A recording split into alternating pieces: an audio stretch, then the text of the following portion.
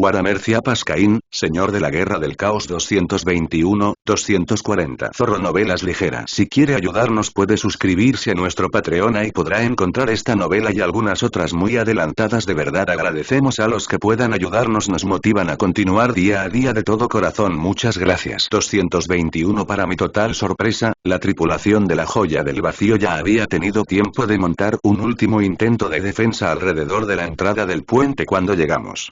Nuestro avance fue mucho más lento en ese tramo final. Tras la emboscada en la sala de trofeos, el teniente Nathan no iba a correr ningún riesgo y ordenó a su gente avanzar con cautela, a base de fuego y movimiento, durante todo el trayecto. Lo cual me pareció bien, aunque me aseguré de aparentar que cedía a la cautela del oficial por respeto a los soldados que había perdido, más que por ser un cobarde que prefería quedarme atrás y dejar que todos los demás cargaran a la batalla sin mí. De camino, recibimos la confirmación de que el otro equipo de asalto había tomado con éxito el enginarium de la nave. Las máquinas habían sufrido algunos daños, y los agentes que supervisaban el trabajo de los tecnosacerdotes y esclavos que mantenían el lugar sufrieron muchos más, pero por ahora, la joya estaba inerte en el vacío, sin que se atendieran las órdenes de su puente.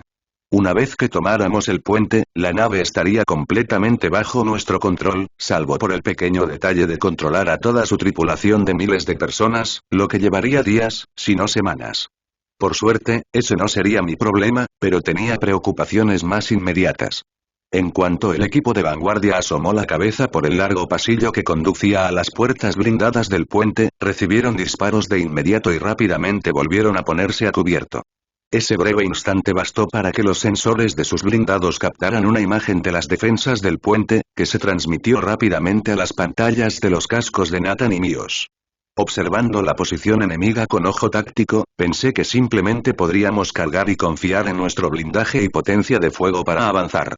Eso habría tenido una probabilidad razonable de éxito, y aún tenía suficientes soldados tras los que esconderme, así que estaba casi seguro de alcanzar al enemigo y empezar a aniquilarlo con mi espada sierra. Pero no me gustaba el aspecto de algunos de estos emplazamientos de armas pesadas, y solo haría falta un disparo afortunado para perforar mi blindaje y matarme.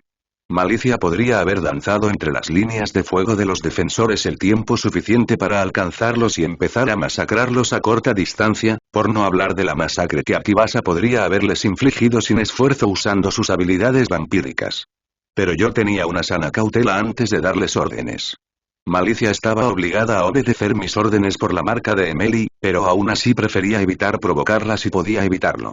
En cuanto a Akibasa, tras su exhibición contra los Weirds, no quería enfadarla presumiendo de darle órdenes. Había venido a este grupo de abordaje para mantenerme con vida, algo por lo que ya estaba más que agradecido, pero se había unido a nuestra expedición como aliada, no como subordinada. Como siempre, también tenía que considerar mi imagen. No quería que las tropas pensaran que me resistía a adentrarme en un peligro mortal y que quería que otro asumiera todos los riesgos, por muy cierto que fuera. Por suerte, había alguien más en mi séquito en cuya obediencia podía confiar plenamente para afrontar esta situación sin arriesgar mi máscara de Caín el Libertador. «Jurgen, ¿no te importa?», pregunté, señalando vagamente hacia el enemigo. Todavía me resistía a dejar que usara sus habilidades psíquicas, especialmente después de que el uso salvaje de las mismas por parte de los Weirs presumiblemente había diluido el velo y atraído la atención de los depredadores malévolos que esperaban al otro lado, pero en general confiaba lo suficiente en sus habilidades como para que el riesgo pareciera valer la pena. «Por supuesto, señor», respondió mi ayudante, con el mismo tono de voz que si le hubiera pedido que se deshiciera de la ropa del día. «Teniente», le dije a Nathan, «por favor cubra a Jurgen mientras él se ocupa de este pequeño problema por nosotros». «Sí, señor», respondió el oficial con un saludo cortante. A la señal de Nathan, un escuadrón de soldados corrió al descubierto, lanzando fuego de contención y llamando la atención de los defensores del puente mientras Jurgen, indistinguible de los soldados con su armadura, reunía fuerzas. Solo le tomó unos segundos, durante los cuales el resto del escuadrón recibió suficiente daño como para hacerme estremecer de compasión por los Borgs que tendrían que reparar su equipo, pero ninguno cayó. Entonces Jurgen desató su poder y nos recordó a mí y a todos la razón por la que se le consideraba un héroe de la liberación por derecho propio. Por sí solo, Jurgen era mucho más poderoso que los Weirs que nos habían tendido una emboscada en la sala de trofeos. Simplemente no había sido rival para el telépata que había inmovilizado a casi toda nuestra fuerza de ataque de golpe, pues sus habilidades eran telequinéticas, mientras que carecía de talento para leer y manipular las mentes, algo por lo que estaba inmensamente agradecido, pues la idea de estar cerca de alguien que pudiera leer mis pensamientos me llenaba de un terror abyecto. Los emplazamientos de armas pesadas fueron arrancados de la cubierta y estrellados contra las paredes más cercanas con la fuerza suficiente para doblarlos y convertir en una masa sanguinolenta a los desafortunados que se encontraban en su camino. Entonces, antes de que los atónitos defensores pudieran reaccionar, la mitad de ellos se convirtieron en niebla roja, atrapados entre dos muros de energía cinética que crepitaban con chispas de energía warp, haciéndolos apenas visibles. Como era comprensible, los supervivientes comenzaron a entrar en pánico en ese momento, pero las puertas blindadas que conducían al puente a sus espaldas estaban firmemente selladas, dejándoles sin otra salida que hacia los soldados estadounidenses. Al menos no tuvieron que entrar en pánico por mucho tiempo, pues Jurgen levantó las manos y las sacó de la cubierta. Más de 20 hombres y mujeres flotaron en el aire durante unos segundos, antes de que mi ayudante juntó las manos enguantadas y sus indefensas víctimas hicieron lo mismo, con resultados previsiblemente sangrientos. Tragué saliva, con la boca repentinamente seca. Quizás subestimé lo molesto que estaba mi ayudante por no haber podido ayudarme durante la emboscada de los Weirds. Gracias, Jurgen, dije en el silencio que se había apoderado de la escena, mientras los soldados estadounidenses se quedaban boquiabiertos ante la escena. Solo unos pocos habían presenciado el levantamiento hacía más de 2 décadas, y ver la realidad con sus propios ojos era muy diferente a oír historias sobre ella. Estuvo muy bien hecho. Gracias, señor, respondió, con un tono de orgullo. Le abro la puerta también. Calculé que probablemente él también podría lograrlo, pero en ese momento juzgué que ya estaba lo suficientemente tranquilizado como para no arriesgarse, no cuando había métodos más mundanos disponibles para mí. Creo que podemos manejar eso por nuestra cuenta, ¿no es así, teniente? El teniente Nathan se puso firme y salió de su estupor inducido por el asombro. Bien. Mateu, Carla, pongan unas cargas de Mo en esa puerta. Tal como esperaba, al dirigirme a él directamente, centró su atención en la situación actual, sin tener que reprenderlo por quedarse allí boquiabierto como un eclesiarca que acaba de ver una de las estatuas de los santos descender de su pedestal para aniquilar a los impíos mientras aún estábamos en territorio enemigo. No es que no se lo mereciera, pero quería mantener la ilusión de que me importaban los soldados encargados de protegerme, y ser un martinet disciplinario dañaría esa imagen. Unos minutos después, todos nos apartamos de las puertas y detonaron los explosivos. Inmediatamente, los soldados entraron a toda prisa, atravesando la abertura que se había formado en el bloqueo. Una maraña de bordes afilados y metal ardiendo. Para mi tácito alivio, Nathan fue el primero en pasar, moviéndose antes de que yo pudiera decir nada que lo obligara a dejarme pasar primero. Oí disparos láser al otro lado, pero no duraron mucho. A los pocos momentos de que el escuadrón del teniente pasara, este llamó por el comunicador para indicar que la resistencia había sido aplastada y que el puente estaba asegurado. Sabiendo que no podía dudar de la evaluación de Nathan sin socavar fatalmente su credibilidad ante los soldados bajo su mando, me obligué a avanzar, acompañado de mi séquito. El puente de la Joya del Vacío era muy diferente al del World Wonder, o al de cualquiera de las naves del Protectorado en las que había estado a bordo a lo largo de los años. La estructura general era la misma, por supuesto. Independientemente de su capitán actual, la nave se había construido en un astillero imperial con técnicas establecidas miles de años atrás. Pero donde el puente del World Wonder estaba decorado con trofeos antiguos y retratos de antiguos comerciantes independientes y tripulantes que se habían distinguido en su servicio, aquí, cadáveres disecados con uniformes de la Guardia Imperial y la Armada colgaban del techo mediante cadenas de hierro, mientras que el suelo estaba cubierto con un brillante revestimiento metálico amarillo que estaba casi seguro era de oro, en una asombrosa muestra de mal gusto. Además, en lugar de la combinación de tecnosacerdotes y oficiales uniformados en sus puestos alrededor del trono de mando del capitán, la Joya del Vacío estaba tripulada por un grupo de hombres y mujeres armados, con muchos más puestos ocupados por sirvientes de lo que sospechaba que era el protocolo habitual a bordo de una nave de la Armada Imperial. A primera vista, parecía haber unos 200 tripulantes en el puente, la mayoría encogidos tras sus puestos con aspecto aterrorizado. Solo quedaba un puñado de agentes. Presumiblemente, la mayoría habían sido enviados al exterior para defender la puerta, con solo un pequeño grupo para mantener al resto de la tripulación a raya y al presidente a salvo. Sus cadáveres humeantes yacían donde habían caído, abatidos por el escuadrón de Nathan sin haber podido infligir daño alguno con sus armas. Sin embargo, mi atención pronto se dirigió a la figura sentada en el nivel más alto del puente, frente a la puerta rota, en un trono de mando que claramente había sido construido especialmente para su ocupante. Sabía qué esperar de la información de Areelu, pero la apariencia de Jabus me sorprendió. El presidente de la corona ensangrentada parecía sacado de las caricaturas anti-imperiales del típico gobernador planetario, tan populares en Slaukenberg. Era tan grotescamente obeso que estaba seguro de que Basileus Z nos habría pedido que lo mantuviéramos con vida, aunque solo fuera para que pudiera estudiar cómo, por todos los dioses, seguía con vida. Sin embargo, a pesar de su ridícula apariencia, no se podía ocultar el destello de intelecto despiadado en sus ojos, aunque casi se perdían bajo los pliegues de piel estirada. Recordé que este hombre había forjado uno de los cárteles de la sombra más poderosos de la brecha de Torredón, alcanzando una posición de increíble poder dentro de ella, no por la casualidad de su nacimiento como los Giorbas y tantos nobles imperiales, sino por su absoluta disposición a hacer lo que fuera necesario para lograr sus fines, por crueles o depravados que fueran. Un par de jóvenes pálidos y andróginos estaban de pie junto a la silla antigravedad de Jabus. Era la única forma en que el pobre mueble podía soportar su peso. Mientras el resto de la tripulación del puente se encogía de miedo, nos miraban con ojos impasibles, y me estremecía mi pesar. Había visto a servidores con más emoción en la mirada que estas dos criaturas. La fuerza de ataque se desplegó a mi alrededor, mientras los tres miembros de mi séquito permanecieron cerca, listos para intervenir si se revelaba algún peligro para mi persona.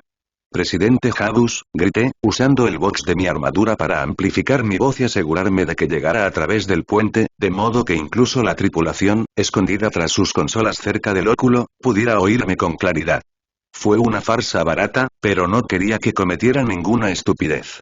Soy Ciapas Caín, y represento al Consejo de Liberación de Slaukenberg y al Protectorado. Estoy dispuesto a aceptar su rendición. Hice una breve pausa, lo suficiente para que mis palabras calaran en mí, y luego añadí. Sería en su mejor interés aceptar esa oferta. Caín, repitió Jabus. Descifrar su expresión bajo tanta grasa era difícil, pero me di cuenta de que no estaba contento con la situación. Bueno, mala suerte. Si no quería que un grupo de gente armada con armas pesadas asaltara su puente, no debería haberse metido en la piratería. Debería haber sabido que los monstruos de Auric no podrían detenerte. Sí, deberías haberlo hecho, dije, pasando por alto que habían estado demasiado cerca de hacer precisamente eso para mi tranquilidad. Pero tiene suerte, presidente Jabus. Por mucho que usted y sus actividades me disgusten, me preocupa más todo este tráfico de psíquicos en el que se ha involucrado la corona ensangrentada. Nos contará todo lo que sepa sobre las operaciones de Auric. ¿Y si no lo hago?, preguntó levantando una ceja flácida en desafío. Tal vez esperaba que lo amenazara con la ira de los dioses oscuros, o que perdiera los estribos ante ese desafío a mi autoridad, como lo habrían hecho tantos pequeños tiranos acostumbrados a estar rodeados de aduladores que no podrían recitar una frase en gótico sencillo ni aunque sus vidas dependieran de ello. ¿Malicia?, pregunté en voz baja, y la Drukhari Witch se acercó a mí. Me obligué a ignorar la extraña fluidez de sus movimientos y reprimí el reflejo de golpearla con mi espada sierra, con la facilidad que da la práctica, y le pregunté. Dime, ¿cuánto tardaron tú y Cristabel en convencer a Esmilde de que volviera a cooperar? Solo unos minutos antes de que empezara a suplicar por hablar, respondió mi guardiana de sangre, con su sonrisa maliciosa audible a pesar del traductor que llevaba. Y un par de horas para asegurarme de que era sincero. Gracias, le dije con un asentimiento, antes de volver la mirada a Jabus, que estaba mucho más pálido que antes. Decías. Dudó, sopesando sus opciones.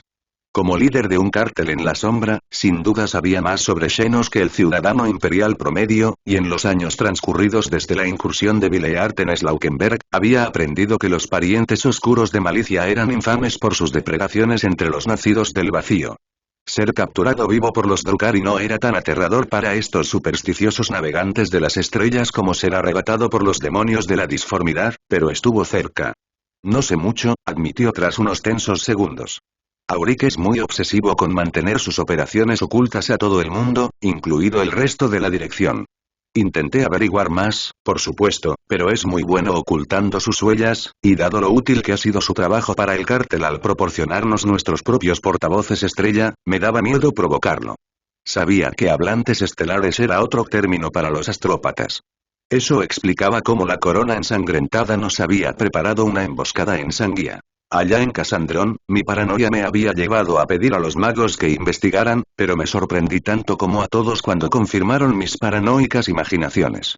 Había asumido que el cártel de la sombra había utilizado astrópatas imperiales capturados, obligados a ayudar a sus captores bajo amenaza de muerte o algo peor. Sabía lo suficiente de astropatía para comprender que era un asunto mucho más complejo que el uso simplista y brutal del poder por parte de los Weirs a los que Héctor se había enfrentado en la broma asesina. Aún así, por poco fiables que fueran esos astrópatas de contrabando, debían ser más rápidos que enviar naves mensajeras a través de la disformidad, sobre todo en este subsector azotado por las tormentas. Mentalmente, elevé mi evaluación del nivel de amenaza de Auric un nivel más. Si lograba crear falsos astrópatas lo suficientemente buenos como para coordinar las actividades de la corona ensangrentada, entonces era aún más loco y peligroso de lo que creía. Los psíquicos que nos atacaron, dije. ¿De dónde salieron? Llegaron al sistema hace un par de semanas, respondió Hadus. Auric me habló de ellos a través de nuestra red pseudoastropática. Se suponía que se encargarían de ti si escapabas de nuestra emboscada intentando abordar mi nave. Pensé que estaba siendo demasiado cauteloso, suspiró y negó con la cabeza. El movimiento le hizo volar la saliva y el sudor, además de provocarle una risita nauseabunda en la grasa del cuello. Luego destrozaste nuestra trampa como si nada, mataste a Valor y te abriste paso a través de mi nave. Realmente te subestimé, ¿verdad? Sí, lo hiciste, respondí. ¿Qué pasó con el barco que los trajo aquí? Está en algún lugar dentro de uno de nuestros hangares, me dijo. No tengo ni idea de cuál, pero debería estar en los cogitadores si tus tecnoherejes lo buscan. Apenas llegaron a Sanguía cuando el maldito mutante que usaron en lugar de un navegador murió, y tuvimos que remolcarlos adentro. Ya veo. Gracias por su cooperación, Halus. Ahora, será llevado a nuestra nave insignia y retenido hasta que decida qué hacer con usted. Lo cual probablemente lo mataría tarde o temprano, lo sabía, aunque probablemente lo haría rápido, aunque solo fuera para que los demás líderes del protectorado no consideraran aceptable torturar a enemigos que se rendían. No quería que ninguno de ellos desarrollara ese hábito si podía evitarlo. No lo creo, dijo el presidente de la corona ensangrentada, sorprendiéndome con su repentina vehemencia. He sido un forajido durante décadas, Cain. Sabía perfectamente qué destino me aguardaba si alguna vez era capturado por el Imperio, o si caía en manos de uno de mis rivales. Te he contado todo lo que sé sobre Auric por respeto a la derrota que me diste, y porque me divierte la idea de arrastrar a ese cabrón engreído conmigo, pero no voy a dejar que me entregues a tu mascota Xenos, ni a lo que sea que pretendas para mí. Habus no se irguió en su plataforma de descanso, sino que levantó la cabeza, alzando sus innumerables barbillas con lo que debió de ser un esfuerzo considerable, antes de añadir en voz alta. Ejecuta el protocolo 17 Delta. Los dos jóvenes impasibles entraron en acción de repente. Moviéndose con una velocidad que desmentía su inmovilidad previa, sacaron espadas de sus mangas. Pero, en lugar de saltar sobre mí, se subieron a la silla gravitatoria de su amo y, con una sincronía inquietante, le clavaron sus armas en las cuencas de los ojos. Las largas y delgadas espadas atravesaron los ojos y se clavaron en el cerebro del presidente al instante, tan rápido que no habría tenido tiempo de sentir nada antes de morir. Antes de que alguien pudiera reaccionar, excepto quizás Akibasa y Malicia, pero el primero nos molestó y la segunda estaba demasiado interesada en ver el espectáculo, los dos asesinos sacaron sus armas y las apuntaron contra sí mismos, cortándose la garganta con la misma absoluta falta de emoción que habían mostrado todo el tiempo. Suspiré dramáticamente, tratando de ocultar mi sorpresa, y abrí un enlace box con el puente del World Wonder. Areil. Soy Cain.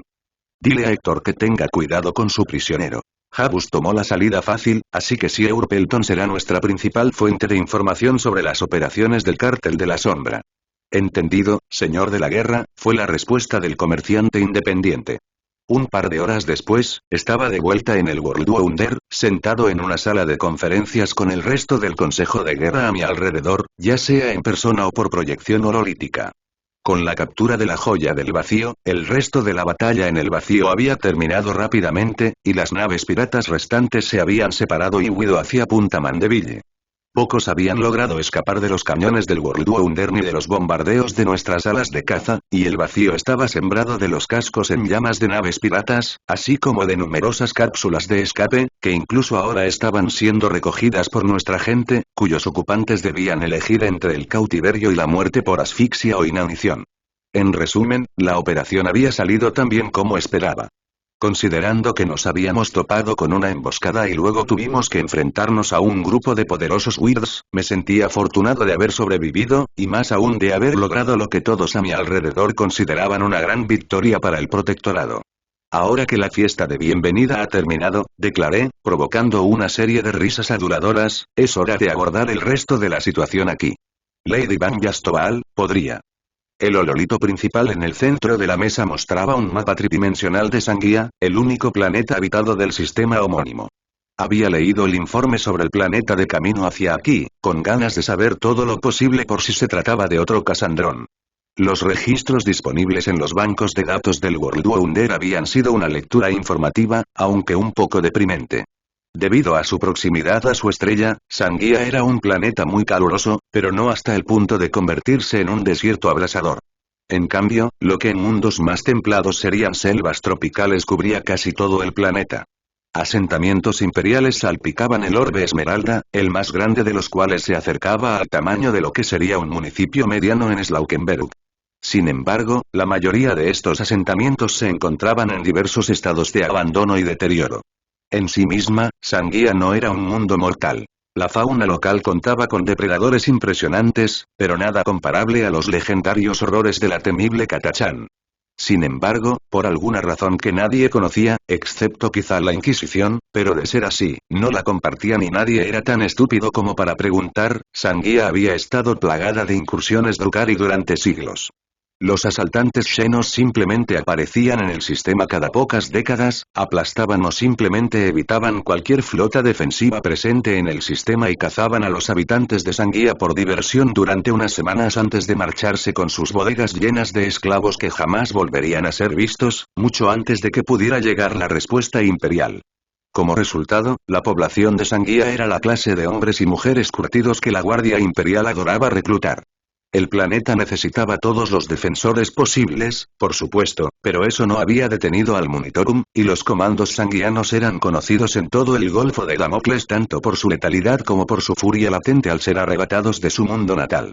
Incluso yo había oído hablar de ellos en la escuela, aunque por alguna razón mis clases no habían incluido la historia de su mundo ni lo estúpidamente miope que era todo el asunto. Entre las incursiones Drukhari y el diezmo imperial, Sanguía se había visto despoblada durante siglos, sumida en una espiral descendente a medida que más asentamientos debían ser abandonados con cada generación, o se quedaban vacíos, salvo cadáveres torturados por los asaltantes Eldars oscuros. Como era habitual en el Administratum, la respuesta del Imperio a esta situación había sido enviar nuevos colonos a Sanguía cada pocos años. Estos peregrinos no vivían mucho tiempo, y solo los más fuertes o afortunados lograban sobrevivir a las incursiones. Esa espiral aparentemente se había interrumpido en los últimos años, ya que las incursiones xenos habían cesado hacía unas 2 décadas. Los sanguianos, para quienes la paranoia se había convertido en una característica de supervivencia, no habían bajado la guardia en ese tiempo. De hecho, habían aprovechado cada día para prepararse para lo que consideraban el inevitable regreso de sus antiguos torturadores. Se habían abastecido, se habían preparado depósitos de armas, se habían construido defensas, se habían excavado refugios y, mientras tanto, todos los hombres y mujeres en edad de combate habían continuado su entrenamiento. Estos preparativos les habían resultado muy útiles cuando la Armada Imperial abandonó el subsector y los cárteles de la sombra tuvieron vía libre. Por razones obvias, Sanguía dependía mucho menos del comercio interestelar que la mayoría de los mundos imperiales. Pocos capitanes cartistas estaban dispuestos a arriesgarse a ser capturados por un grupo de Eldars oscuros invasores, y cuando se vieron obligados a cruzar el sistema por las tormentas de disformidad que asolaban la brecha, la mayoría hizo todo lo posible para que su estancia en el sistema fuera lo más breve posible. Tras enterarme de todo esto, una idea se apoderó de mi mente y fui a Arelu en busca de confirmación. Resultó que mi teoría era correcta. Los Drukhari responsables de la miseria de los Sanguianos no eran otros que la cábala de la muerte asesina, aquellos esclavistas xenos que atacaron Slaukenberg casi al mismo tiempo que cesaban las incursiones en el mundo imperial selvático. No esperaba que la gente de Sanguía estuviera agradecida, ni que nos creyera si les decíamos que gracias a nosotros se habían salvado, pero aún así era agradable saber que algo bueno había surgido de estos días de terror y derramamiento de sangre. Areelu estaba terminando de recapitular todo eso para aquellos en la audiencia que no habían leído los materiales informativos en el camino al sistema, y pasando a la nueva información que habíamos obtenido desde que llegamos. Cuando la corona ensangrentada llegó al sistema tras la retirada de la armada y exigió la rendición del planeta, el gobernador Arnauld Schäfer le ordenó al general Destripador que se fuera al diablo y activó los protocolos antiasalto de Sanguía, dijo el comerciante independiente. La población evacuó las ciudades y se dispersó por la jungla, refugiándose en los refugios allí ocultos, mientras que la FDP inició una campaña de guerrilla contra los piratas una vez que desembarcaron. Según la información que hemos obtenido de los cogitadores del Rocinante y la Joya del Vacío, y lo que nos dijo Sieur Pelton, los sanguianos dieron lo que pudieron. Eso era técnicamente así en todos los planetas imperiales, por supuesto. Había una razón por la que los títulos de gobernador imperial y comandante eran equivalentes. Sin embargo, según mis tutores de Eschola, en la práctica el gobernador tendía a centrarse en asuntos civiles, lo que yo interpreté como que conspiraba con la nobleza local para mantener su poder, a la vez que organizaba muchas fiestas, y los altos oficiales de la FDP dirigían el ejército en su nombre. Al menos ese era el caso en la mayoría de los mundos. Pero Sanguía era una excepción. La cultura del planeta había sido moldeada por generaciones de incursiones xenos, y las preocupaciones insignificantes de la nobleza imperial se habían dejado de lado en favor de los aspectos prácticos de la supervivencia.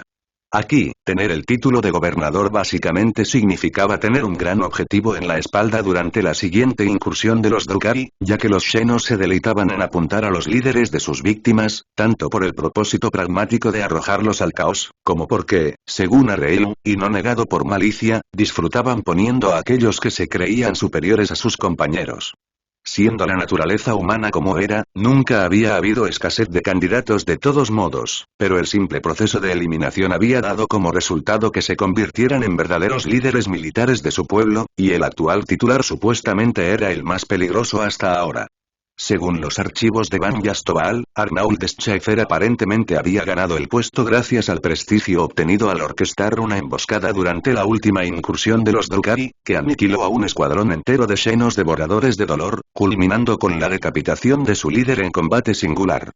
Yo era escéptico de que los acontecimientos se hubieran desarrollado de esa manera, consciente de la rapidez con la que los rumores y las reputaciones podían crecer como una bola de nieve, pero el hombre sin duda sabía lo que hacía, dado que se había opuesto a la ocupación de la corona ensangrentada durante meses con una FDP agotada por los repetidos diezmos de la guardia.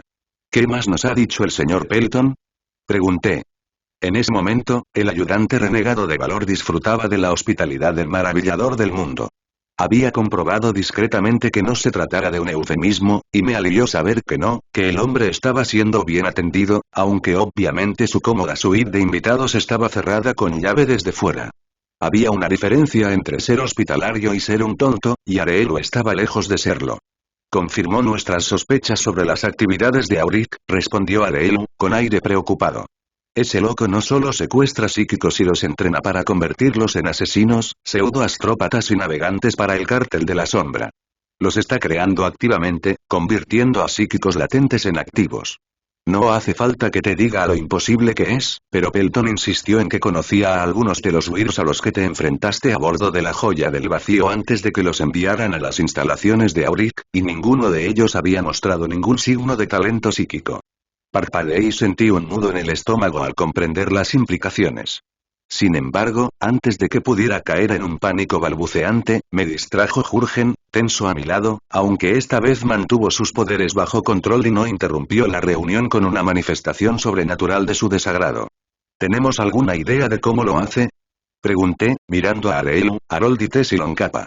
Todos se miraron entre sí, antes de que el líder Borg tomara la iniciativa y respondiera. No, señor Libertador. Nuestro conocimiento sobre estas cosas es, sin duda, limitado, pero nunca hemos oído hablar de nada parecido. A veces ocurre en el ojo del terror, dijo Héctor, sorprendiéndonos a todos. En ocasiones, personas sin poderes psíquicos los desarrollan al exponerse a su toque mutagénico. He conocido a humanos y astartes que han desarrollado tales habilidades, aunque desconozco si eran psíquicos latentes de antemano. Entonces dije con voz débil, nuestra única teoría es que un miembro de un cártel en la sombra descubrió una forma de replicar los efectos del ojo del terror en un laboratorio en algún lugar. Maravilloso. Cerré los ojos y respiré hondo, luchando contra el pánico creciente. Por mucho que quisiera regresar a Slaukenberg, dejando la brecha de Torredón a su suerte, no podía. Jurgen no me perdonaría, por un lado. Por otro, permitir que semejante amenaza ocurriera tan cerca de donde vivía, a escala galáctica. Torredón estaba justo al lado de Slaukenberg, era inaceptable. Con la muerte de Hagus y Valor, la corona ensangrentada se ha reducido a 4 directores, ninguno de los cuales tiene la misma influencia que el anterior presidente, dije. Sin una línea de sucesión clara, no deberíamos tener que preocuparnos por más emboscadas coordinadas como la que acabamos de abordar. Nuestras prioridades actuales, entonces, son 2. Harold, Tess y Loncapa, quiero que revisen la nave de los asesinos en busca de pistas. Si Auric es tan paranoico como creo, se habrá asegurado de eliminar a los cogitadores, pero tal vez olvidó algo, o pueden usar la adivinación para rastrear su trayectoria. Sí, señor Libertador, respondieron al unísono. Mientras hacen esto, tenemos que limpiar este desastre. Mi mirada recorrió los rostros de los demás en la conferencia. La flota del cártel está destruida, pero aún quedan partidas de guerra en el planeta, y la gente de Sanguía ya ha sufrido bastante sin ayuda. Lady Van Yastoval, ¿ha logrado contactar con los lugareños? Sí, respondió ella. Aunque nunca he hecho negocios con ellos, conocen el nombre de Worldwonder y de Van Yastoval. Como ya comentamos, no les he contado nada sobre mi alianza con el protectorado. Bien. Pregúntales si necesitan ayuda. Más vale que seamos educados. Una vez que acepten, General Malone, necesito que se coordine con ellos y comience operaciones de búsqueda y destrucción contra las fuerzas piratas restantes en el planeta lo antes posible. Se hará, señor de la guerra. Me saludó el general de Corne. Derrotar a un grupo de piratas desorganizados y sin líder en medio de una jungla no era exactamente mi idea de un buen momento, pero después de un príncipe demonio de Nurgle y un grupo de asesinos tocados por la disformidad, sonaba positivamente relajante. Y, para mi sorpresa, así fue. Ni siquiera tuve que poner un pie en el planeta. Como Sanguía tenía poco que ofrecer al protectorado, logré convencer al resto del Consejo de Guerra de que lo mejor para todos era seguir ocultando la verdadera lealtad de sus rescatadores y que nosotros asumiéramos el papel de refuerzos que Lady Van Yastoval había traído a Torredón para ayudar a lidiar con la situación actual. Los comerciantes independientes eran famosos por tener ejércitos privados, después de todo, no se podían conquistar mundos más allá de las fronteras del imperio sin uno, así que la mentira se había desvanecido sin problemas. Christabel no estaba contenta de perder la oportunidad de difundir sus creencias heréticas a otro mundo, pero la convencí de que teníamos preocupaciones más urgentes y no podíamos dedicar los meses o años que llevaría a iluminar a los lugareños con la suficiente facilidad. Después de todo, una de las razones por las que vinimos a Torredón en primer lugar fue para brindar alivio a la gente que el imperio había abandonado. Al asegurarles que su salvación provenía de Arreil, podríamos vincularlos gradualmente al protectorado, sin necesidad de violencia. O eso afirmé, en cualquier caso. Lo más probable era que el imperio reclamara todo el subsector en poco tiempo, ya que no podía creer que las autoridades del sector renunciaran a un subsector entero, ni siquiera a uno tan pequeño como la brecha de Torredón. Así pues, pasé la siguiente semana, más o menos, a bordo del Worldwonder, gestionando el papeleo, entrenando con malicia, le había prohibido unirse a las operaciones en Sanguía por razones obvias, disfrutando de la extensa colección de Amasek de Areelu y de su aún más agradable compañía mientras todos los demás trabajaban arduamente por la causa de la liberación. Mientras se realizaba la limpieza de Sanguía, los Borg dirigían las reparaciones de nuestra flotilla. Podríamos haber ganado la batalla del vacío con facilidad, pero nuestras naves seguían sufriendo daños. También había que tener en cuenta la Rocinante y la Joya del Vacío. Ambas eran auténticas naves de guerra, una rareza en nuestra formación irregular de naves mercantes modernizadas. Sus tripulaciones habían sido esclavizadas por la corona ensangrentada, y aunque muchos de ellos solo deseaban abandonar las naves y regresar a un lugar con suelo firme y un sol radiante, el núcleo de su población estaba formado por nacidos del vacío que nunca habían conocido otra vida y se alegraban de no tener que temer ya las depredaciones de sus amos piratas. Con su ayuda, los Borg estaban seguros de que podrían tener las dos naves listas para acompañarnos antes de que concluyeran las operaciones en el sistema, incluso si no recuperaban su plena eficacia. También se enviaron suministros a Sanguía desde la flota. Alimentos, medicinas y la tecnología necesaria para reconstruir una civilización funcional. Tras mostrarme reticente, autoricé a Areru a establecer un acuerdo comercial con los sanguianos. No estaba tan alejado de mi infancia en la subcolmena como para no darme cuenta de que darles tanto sin pedir nada a cambio se consideraría sospechoso, con razón. La caridad ciega no era la norma en el imperio, ni tampoco en la de ningún comerciante independiente en su sano juicio. Sobre todo porque me había asegurado de que la panacea se compartiera como parte del proceso, y hasta que el inquisidor Bai logró difundirla por toda la galaxia, esa tecnología era invaluable. Estaba poniéndome al día con los últimos informes de Sanguía, todo iba bien, y Malone estaba muy impresionado por el talento de los lugareños para las tácticas de asalto y emboscada, cuando Harold y Tessilon Kappa regresaron con los resultados de su investigación conjunta sobre la nave de los Weirds. Y, como era de esperar, las noticias que trajeron me devolvieron de inmediato a mi habitual nivel de concentración, alimentado por la paranoia. ¿Has logrado localizar la base de Auric? Pregunté para confirmarlo. Los dos estaban de pie frente a mí en la oficina que Areelu me había proporcionado. Harold parecía absurdamente complacido consigo mismo, como un alumno que había superado las expectativas de su maestro, mientras que Tessilon Kappa estaba tan ilegible como siempre debido a la cantidad de metal que tenían en lugar de rostro. Sí, confirmó el Borg. Si bien tenías razón y se intentó borrar los datos de navegación de los cogitadores, lo hicieron personas sin formación adecuada en las artes de la máquina. Logramos recuperar suficiente información para que Sieur Harold la usara como base para sus ritos, lo cual bastó para recrear la ruta que tomaron para llegar a Sanguía. Conectaron una de sus mecadendritas al pequeño proyector de hololitos integrado en el escritorio, otro recordatorio casual de la obscena riqueza de una dinastía de comerciantes independientes, ya que en cualquier otro lugar habría sido una pantalla de cogitador común y corriente, y un mapa tridimensional que giraba lentamente de Torredonga apareció en el aire. Estamos aquí, dijo Harold, señalando el punto etiquetado como Sanguía. La nave de los Weirds llegó a Sanguía siguiendo esta ruta de disformidad, que es tan problemática como todas las rutas similares del subsector. Mientras movía su dedo a lo largo de las líneas que unían las estrellas de la brecha, en lo que yo sabía que era una simplificación excesiva de los caminos multidimensionales a través del empíreo que representaban, Tessilon Kappa amablemente las volvió rojas para que fuera más fácil seguirlas. La ruta pasaba por varios sistemas deshabitados, llegando finalmente a Minos, antes de desviarse de las principales rutas Warp y terminar en un sistema tan completamente poco interesante que ni siquiera tenía nombre, solo un código de identificación. WUN 13. ¿Qué sabemos de este sistema? Pregunté. Casi nada, respondió Harold, encogiéndose de hombros. Lo cual no me sorprende, dado lo que sabemos. Los registros que tenemos datan de una flota de exploración en M28, y no parece que nadie haya ido allí desde entonces. En otras palabras, el lugar perfecto para que un renegado como Auric se esconda y lleve a cabo cualquier experimento repugnante que le permita crear psíquicos, dije. Esa fue también nuestra conclusión, asintió Tessilon Kappa. Entonces, nuestro plan de acción está claro, dije. Debemos atacar allí lo antes posible. Mi afán por entrar corriendo en la guarida de Auric podría parecerles inusual, pero tuve unos días para procesar la revelación de Pelton sobre qué estaba haciendo exactamente el loco director. Desde mi punto de vista, Auric ya había estado demasiado cerca de matarme.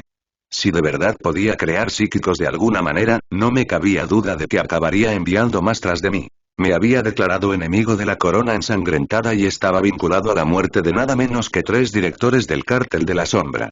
En lugar de esperar al siguiente intento de asesinato, preferiría pasar a la ofensiva. La base de operaciones de Auric no podía estar tan bien defendida. Era evidente que había confiado en el secreto y el aislamiento para protegerse por encima de cualquier otra cosa. En el mejor de los casos, pensé, su guarida estaría defendida por más escoria pirata como la que Estados Unidos había aplastado durante el abordaje del Rocinante y la Joya del Vacío, y por los psíquicos que hubiera conservado para su propio uso. Lo cual, admito, me preocupaba, ya que era bastante probable que Auric hubiera mantenido a los Weirds más peligrosos cerca, ya fuera para su propia protección o porque eran demasiado peligrosos para soltarlos. Sería arriesgadísimo, por supuesto, pero si el hombre estaba dispuesto a experimentar con psíquicos para empezar, claramente le faltaban algunos emperadores para una baraja de tarot. Pero no había nada que hacer. Si iba a tener que lidiar con esta amenaza de todas formas, mejor hacerlo desde una posición de fuerza, sin darle a mi enemigo más tiempo para prepararse. Por ahora, sin embargo, tenía otras obligaciones que atender, como me recordó un vistazo rápido al cronógrafo de la habitación. Tras agradecerles de nuevo su buen trabajo, despedí a los dos miembros del Consejo de Liberación y me dirigí a la cámara donde los Borgs habían instalado un conjunto de ansibles. Jurgen y Malicia me siguieron sin decir palabra. Era hora de mi charla habitual con Ceraya en casa. Ahora que estábamos fuera de la disformidad, jamás me perdonaría si me perdía una por algo que no fuera una pelea con un príncipe demonio de Nurgle o una visita del mismísimo emperador. Por primera vez en la historia que se recuerda, Minos estaba en guerra consigo mismo. Las vastas manufactorías del mundo industrial dependían de un flujo constante de materiales provenientes del resto de la brecha de Torredón y más allá, desde el combustible que mantenía los engranajes en marcha hasta el mineral en bruto, sin procesar, que se convertía en armas y mercancías para que las naves mercantes las transportaran a mundos distantes. Pero, con la retirada de la Armada Imperial y el colapso del orden en el subsector, ese flujo se había extinguido casi por completo, al extinguirse el comercio en el subsector. La industria se había paralizado, y millones de trabajadores se encontraron repentinamente sin nada que hacer. Esto en sí mismo era un problema, ya que era un dicho bien conocido en el imperio que la ociosidad entre las clases bajas fomentaba la inquietud, y la inquietud engendraba corrupción. Pero entonces, los señores del Administratum decidieron que, dado que los trabajadores ya no trabajaban, no debían recibir sus estipendios de comida, que intercambiaban a diario por los cuencos de pasta nutritiva que los alimentaban a ellos y a sus familias. No se trataba de una medida de racionamiento para estirar los suministros. Las reservas de alimentos de Minos estaban bien abastecidas, para protegerse de la hambruna en caso de que las tormentas de disformidad o los piratas interrumpieran los envíos regulares desde el mundo agrícola del cáliz del emperador, necesarios para sustentar a su población de miles de millones de habitantes. No, esta decisión se tomó por razones puramente procesales, siguiendo al pie de la letra las normas en lugar de ejercer siquiera el más elemental sentido común o decencia. Como cualquiera que no estuviera metido en un libro de contabilidad podría haber predicho, el anuncio fue recibido con incredulidad por la población, seguida rápidamente por pánico e indignación. Los rumores sobre la retirada de la Armada, que previamente se habían contenido en gran medida mediante un control de información implacable, aunque típico, se extendieron como la pólvora. La gente podía soportar las dificultades. Si se les decía que esta era la voluntad del dios emperador, lo hacían con gusto, enorgulleciéndose de su sacrificio. Pero no toleraban que sus hijos murieran de hambre mientras la comida se almacenaba en los estantes. El primer motín ocurrió menos de 24 horas después del anuncio, y aunque las fuerzas del orden locales, llamadas portadores de escudos, lograron dispersarlo mediante el uso generoso de mazas de choque y gas lacrimógeno, estuvo lejos de ser el último.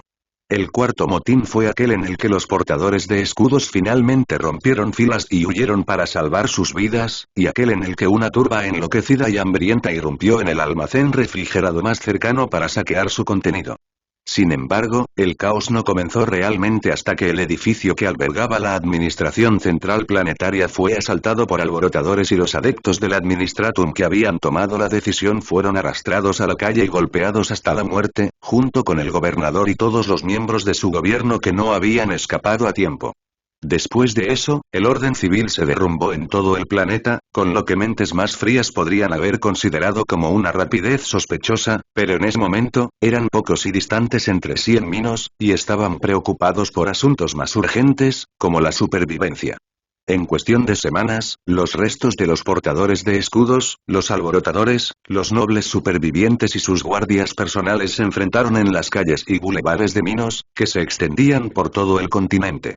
Las manufacturas y los bloques de viviendas fueron incendiados. Los agitadores exigieron al pueblo que se liberara del yugo del gobierno imperial, mientras que otros rezaban al amo de la humanidad por su liberación. Era un caos. Era anarquía. Y fue a esto a lo que llegó un día la flota del protectorado, emergiendo de la disformidad en el límite del sistema. Bueno, esto es un desastre, dije en voz alta, mirando el ololito central en el puente del World Wonder. Sería mentira afirmar que Minos era hermoso, incluso desde la órbita. Milenios de actividad industrial a escala masiva habían convertido los mares del planeta en lodo tóxico, y una nube de contaminación permanente se cernía sobre el mundo como un sudario. Ni siquiera las vastas distancias del espacio podían hacer que las espirales de humo marrón y negro parecieran menos que manchas sucias en una perla antaño prístina. Como mundo industrial, los continentes de Minos estaban casi completamente cubiertos de extensas fábricas y bloques de viviendas para los trabajadores, mezclados de tal manera que, sin poder evitarlo, pensé que expondrían a los civiles a niveles insalubres de contaminación. Algo que sabía que un servidor verdaderamente devoto del imperio no habría dejado que le preocupara, y lamenté en silencio lo mucho que me había alejado de los ideales de mis tutores desde que dejé la Escola Progenium. El desagrado de los nacidos en Slaukenberg que me rodeaban por el estado del mundo era evidente en sus rostros. Para ellos, este era otro ejemplo de la corrupción del imperio, que obligaría a miles de millones de sus ciudadanos a vivir en un lugar así. Sin importar que las exigencias de 1 millón de mundos e incontables frentes de guerra hicieran de estos lugares una necesidad absoluta para la seguridad de la humanidad. Estaban acostumbrados al enfoque heretical de los Borgs, que yo había saboteado deliberadamente para impedir que el protectorado pudiera resistir cualquier esfuerzo real del imperio por reclamar su territorio, con resultados, ciertamente, cuestionables. Y luego, por supuesto, estaba la guerra civil en curso, que no le hacía ningún favor al mundo. Decirles a los proles que no podían comer si no trabajaban, y no podían trabajar, no era la mayor estupidez que había oído en mi vida. Había pasado demasiado tiempo en Slaukenberg bajo el gobierno de los Gjorvas y me obligaban a asistir a ceremonias oficiales por mi posición como para que fuera así. Pero aún así, estaba cerca de la cima. Solo podía esperar que el burócrata miope y tacaño que hubiera tomado la estúpida decisión estuviera entre los que habían sido linchados en los disturbios subsiguientes. Habíamos llegado al sistema hacía poco más de 24 horas, tiempo suficiente para que la flota viajara desde Punta Mandeville a la órbita. La Fuerza de Defensa Espacial local ni siquiera intentó detenernos. No solo no habrían tenido ninguna oportunidad, sino que Areelu convenció fácilmente a sus capitanes de que estábamos en una expedición de caza de piratas a través de la brecha. Señaló la presencia del Rocinante y la Joya del Vacío, aún con claras señales de daños en batalla, pero navegando en formación con el resto de nuestra flota, como prueba de nuestro reciente éxito. Al parecer, las naves de la Corona Ensangrentada habían atravesado el sistema Camino de Sanguía, y aunque no habían perdido el tiempo en atacarlo, las SDF se sintieron comprensiblemente aliviadas al enterarse de su derrota, ya que habrían sido los siguientes en la lista de desguace. Sus comandantes se habían tragado la mentira de Areelu al por mayor y se encontraban a duras penas en sus intentos de ayudarnos. Lo cual aún dejaba la pregunta de qué hacer con Minos. No había forma de justificar que simplemente lo ignoráramos y partiéramos en busca de Auric, no sin causar un daño catastrófico a la moral de la expedición. Desde nuestra llegada, los rumores de lo que ocurría en la superficie del planeta ya se habían extendido por toda la flota, con la ayuda de los cultistas asociados a Cristabel y Harold, incluso antes de que me diera cuenta de lo que estaban haciendo. No es que fuera fácil comprender este embrollo. Las fuerzas de autodefensa, SDF, habían sido nuestro principal punto de contacto, ya que se habían mantenido al margen de la guerra civil al no querer abrir fuego contra el planeta desde la órbita, y con el gobernador y la mayor parte de su personal muertos, no quedaba nadie con la autoridad para ordenarles que lo hicieran. Habían hecho todo lo posible por mantener el control, pero no estaban entrenados para ese tipo de trabajo. Habían enviado sus datos cuando Areelu se los pidió, y nuestros expertos sociales, es decir, Harold y Cristabel, los habían estado analizando desde entonces, al igual que los propios analistas militares del general Malone. De acuerdo, dije, girándome para mirar a los dos cultistas. Dime a qué nos enfrentamos. Se miraron el uno al otro, luego Cristabel inclinó la cabeza ligeramente, dejando que Harold pasara primero. Según nuestras estimaciones actuales, comenzó Harold, hay alrededor de 16 facciones diferentes presentes en Minos.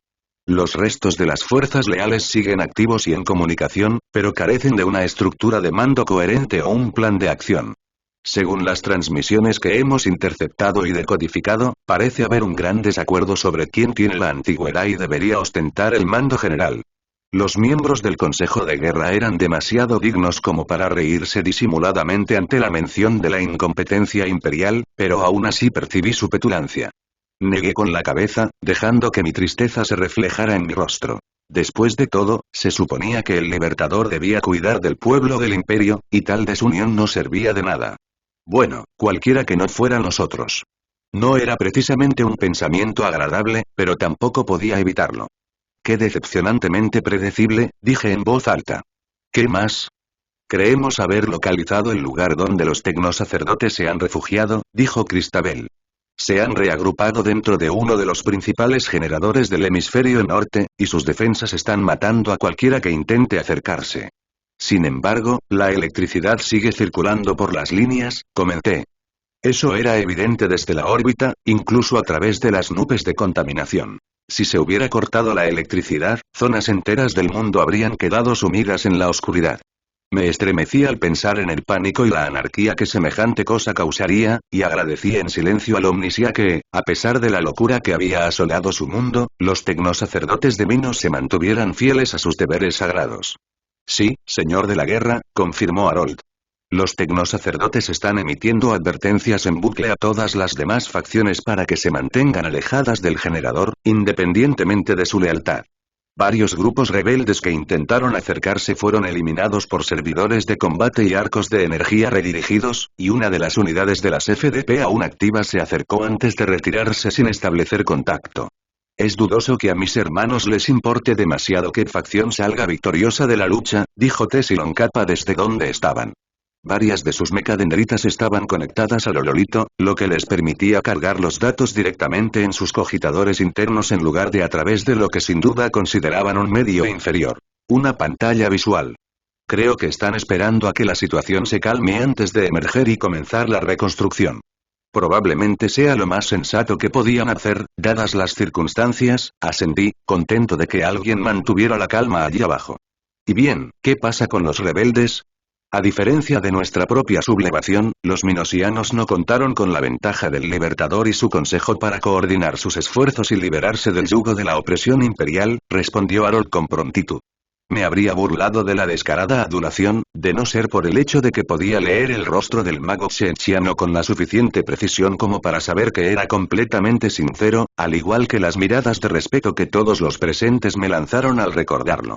Su rebelión parece haber sido completamente espontánea en respuesta al decreto que los habría matado de hambre, sin pensar demasiado en el futuro. Es comprensible, dado que no tenían futuro a menos que las cosas cambiaran, dijo Arelu. Incluso los más desesperados lucharán con todas sus fuerzas en una situación así. Así es, Lady Van Yastobal, dijo Harold asintiendo con la cabeza en su dirección antes de reanudar su explicación. No me molesté en prestar atención a los detalles mientras enumeraba los diversos grupos que se habían formado inmediatamente después de los disturbios, una vez que la plebe se dio cuenta de que las autoridades no los habían masacrado de inmediato, como probablemente esperaban. Ninguno parecía albergar simpatías heréticas, aunque, como señaló Harold, eso no significaba mucho. Cualquier grupo con tales inclinaciones las habría ocultado para evitar el riesgo de unir a todos en su contra. Dado lo que había sucedido en Slaukenberg, no tenía dudas de que los dioses oscuros tenían la vista puesta en la situación y ya estaban buscando posibles incautos para corromper con el fin de convertir un derrocamiento perfectamente comprensible de un régimen que había fallado en sus deberes hacia el dios emperador en una rebelión del caos. A medida que aprendí más sobre los poderes ruinosos de lo que me resultaba cómodo, llegué a creer que tal cosa era trágicamente común en el imperio. En cuanto la gente se apartaba del credo imperial, sin importar sus razones, el caos se colaba por las grietas. Las promesas de los dioses oscuros sonaban muy tentadoras para los rebeldes victoriosos, ahora enfrentados a la perspectiva del castigo imperial, y aceptaban la condenación paso a paso, aparentemente razonable. Dada la lentitud con la que el imperio respondía a la mayoría de las llamadas de socorro, para cuando llegaba la respuesta, los rebeldes bien intencionados, que podrían haberse alzado contra un régimen genuinamente incompetente y corrupto, como los Giorgas, aunque sospechaba que seguían siendo un caso extremo, se habían corrompido hasta convertirse en parodias deformadas de su antiguo idealismo.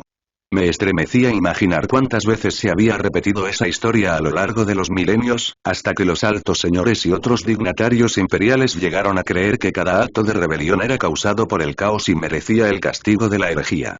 No es que los dioses oscuros estuvieran por encima de facilitar tales rebeliones, claro, ya que yo lo sabía mejor que la mayoría.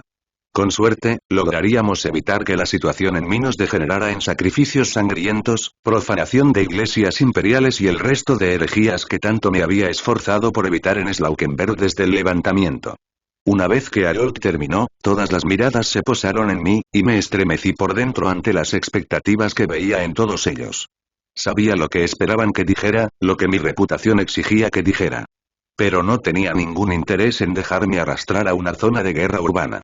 Esto no sería como la purificación de Skitterfall ni la purga de los engendros de cría en Cassandron, por muy peligrosas que hubieran sido ambas luchas. Las facciones de Minos estaban compuestas por gente consciente e inteligente, bueno, aparte de los burócratas que habían sobrevivido, supongo, pero no era probable que empuñaran un rifle láser e intentaran ser útiles por una vez y eso convertiría el planeta en una trampa mortal. Recordaba lo suficiente de las clases de mis tutores de Eschola para saber que había pocos campos de batalla más peligrosos que una ciudad, donde cada ventana podía ocultar un francotirador y cada intersección era un punto de emboscada potencial. La servoarmadura de los EU. Podía ser resistente a casi cualquier arma que pudiéramos encontrar en el planeta, pero ni siquiera ella podía proteger a su portador de cosas como explosivos improvisados o derrumbes de edificios. Al mismo tiempo, no podía simplemente decirle al resto del Consejo de Guerra que este no era nuestro problema, o que teníamos asuntos más importantes que atender, y ordenar a la flota que partiera y continuara su viaje. Por suerte, había logrado encontrar una solución. Solo necesitaba presentarla de forma que los herejes a mi alrededor la aceptaran, y después de todos esos años, eso era algo en lo que me había vuelto terriblemente bueno. El pueblo de Minos clama por la liberación, y es nuestro deber responder, comencé, y todos asintieron con aprobación, como ya sabía que harían. Necesitan nuestra ayuda, tanto para liberarse por completo de las ataduras del imperio como para sobrevivir ahora que sus amos los han abandonado a su suerte. Un mundo industrial no podría sobrevivir sin envíos regulares de alimentos, al igual que el propio Cassandron no podría haberlo hecho antes de que compartiéramos la tecnología de fabricación de pasta nutritiva con su población. La población total de Minos era menor que la de un mundo colmena propiamente dicho, pero aún ascendía a miles de millones de personas y estaba demasiado contaminada para sustentar una agricultura capaz de autoabastecerse. Las reservas de alimentos podrían evitar la hambruna por un tiempo, pero con el tiempo se agotarían, y lo que sucedería entonces haría que la anarquía actual pareciera una disputa entre damas de la corte por el té. Después de nuestros recientes esfuerzos para evitar precisamente un escenario de pesadilla como ese en Cassandron, todos los presentes lo entendieron implícitamente. Sin embargo, continué, y todas las miradas se posaron en mí al mismo tiempo, la amenaza de los viles experimentos de Auric no puede ignorarse. Pacificar a Minos será una tarea larga y ardua, y ese es el tiempo que no podemos arriesgarnos a darle al loco director de la corona ensangrentada. De nuevo, esto era nada menos que la verdad. Sí, como sospechábamos, Auric había descubierto una forma de replicar los efectos de la exposición prolongada a la disformidad en los psíquicos latentes. No quería ver qué haría una vez que se viera entre la espada y la pared tras la muerte de la mayor parte del liderazgo del cártel de la sombra. Por lo tanto, dividiremos nuestras fuerzas, declaré, antes de seguir adelante. La mayor parte de la flota permanecerá aquí y continuará con la campaña de liberación, mientras que el Maravilla del Mundo continuará la búsqueda del laboratorio de Auric. Aunque dejar atrás gran parte de nuestra flotilla no era mi opción preferida, en este escenario en particular, estaba convencido de que era la decisión correcta. Si el poder del Maravilla del Mundo y las fuerzas a bordo no bastaban para enfrentarse al director de la corona ensangrentada, dudaba que traer al resto de la flota sirviera de algo. Cuando el significado de mis palabras fue registrado, una ola de inquietud se apoderó de la reunión de herejes. Mi señor, me llamó finalmente el general Malone, con cara de dudar de lo que acababa de oír. ¿Entonces piensa dejarnos a Minos? Exactamente, asentí. Tengo fe en que, para cuando regrese, habrás resuelto la situación y puesto fin al conflicto en Minos. No lo decepcionaremos, Lord Libertador, dijo Malone, engreído por el honor que creía que les estaba otorgando a él y a los demás. A su alrededor, el resto del Consejo de Guerra hizo lo mismo, aunque no me perdí la rápida mirada que Christabel dirigió a Areelu por alguna razón. Sé que no lo harás, mentí con una sonrisa en la cara. Por supuesto, me llevó tiempo organizarlo todo. Aunque creía que era la mejor opción, la idea de irme de a luchar sin mi presencia me llenaba de pavor. Me aterraba la idea de que, a mi regreso, encontraría a Minos convertido en un osario, con los cornatos amontonando los cráneos de los ciudadanos imperiales en las calles y coreando mi nombre en una alabanza ruinosa. Sabía, objetivamente, que tal cosa era extremadamente improbable, pero aún así me aseguré de que las doncellas y los magos shenxianos que se quedaron para ayudar a coordinar esfuerzos fueran plenamente conscientes de que bajo ninguna circunstancia debían recurrir a invocaciones demoníacas ni a ninguna otra manipulación mágica de la gente del mundo industrial. No llegué a decirles que los mataría yo mismo si rompían mis prescripciones en cuanto les diera la espalda, pero lo insinué con toda la fuerza que pude. Mientras yo no estuviera allí, el general Malone estaría a cargo de las fuerzas armadas y de la campaña en general. Christabel, Harold y Tessilon Kappa lo asesorarían y encabezarían las negociaciones diplomáticas con los grupos rebeldes. Esta sería la primera vez que alguno de ellos operara en otro mundo sin mi presencia para supervisarlos, y aunque en la práctica esto no sería muy diferente de cómo funcionaban las cosas normalmente en Slaukenberg, todos parecían tomárselo muy en serio. Además de los La campaña de Minos también presenciaría el primer despliegue de las unidades Cassandron que se habían unido a nosotros en el mundo Colmena. Los vampiros y sus escoltas de las Fuerzas Populares de Defensa, FDP, estarían bajo el mando de Malone y serían tratados igual que el resto de las fuerzas estadounidenses que participarían en las operaciones planetarias, aunque con algunas restricciones para evitar que los proles descubrieran su verdadera naturaleza y cayeran en un pánico perfectamente comprensible ante la presencia de mutantes bebedores de sangre entre ellos. Me preocupaba todo lo que esto podía salir mal, pero si los vampiros resultaban ser poco fiables, era mejor descubrirlo cuanto antes. Y, como yo no estaría allí, Akibasa no podría culparme de nada, ni podría reaccionar violentamente. Entre los estadounidenses, el pelotón del teniente Nathan había sido seleccionado para el dudoso honor de acompañarme. Por lo que deduje en nuestra breve conversación sobre el asunto, lo consideraron un reconocimiento a su valentía durante el abordaje de la Joya del Vacío y ansiaban vengarse de Auric por haber enviado a los Weirds. Era evidente que el teniente estaba atormentado por no haber podido hacer nada mientras su gente se reducía a cenizas ante él, y por cómo Akibasa y yo tuvimos que encargarnos nosotros mismos de los aspirantes a asesinos mientras él y su unidad permanecían allí paralizados. No quería que se arriesgara de forma absurda en un intento fallido de recuperar su honor, no mientras yo pudiera tener que esconderme tras él. Así que me aseguré de que entendiera que no había sido culpa suya, lo cual era cierto, y que aún contaba con mi plena confianza, lo cual no era cierto, pero no necesitaba saberlo. Héctor también insistió en acompañarme, y acepté sin dudarlo. Suture ya iba a venir con el maravillador del mundo y Areelu, y yo opinaba que nunca sobran los astartes tras los que esconderse. Debe tener cuidado, le aconsejé a Malone durante nuestra última reunión. Sospecho que hay algo más en juego de lo que podemos ver. En aquel momento, no tenía ni idea de lo proféticas que serían esas palabras. Sobre todo, intentaba convencerme sin éxito de que el Administratum no era tan incompetente como para perder un mundo entero por una rebelión tan estúpida, y que había algo más en juego. El resto era mi forma de cubrirme las espaldas fingiendo preocupación para que nadie me culpara si las cosas salían mal en mi ausencia. Y si no, confiaba en que nadie recordaría mi exceso de precaución. Antes de partir, di un último discurso que se transmitió a toda la flota. Les dije que, si bien lamentaba no poder liderarlos en batalla una vez más, confiaba en que enorgullecerían al protectorado. Me hice pasar por un líder modesto, bromeando que no necesitaban que les tomara de la mano, antes de recordarles que el pueblo de Minos no era el enemigo y que estábamos allí para ayudarlos, no para matarlos.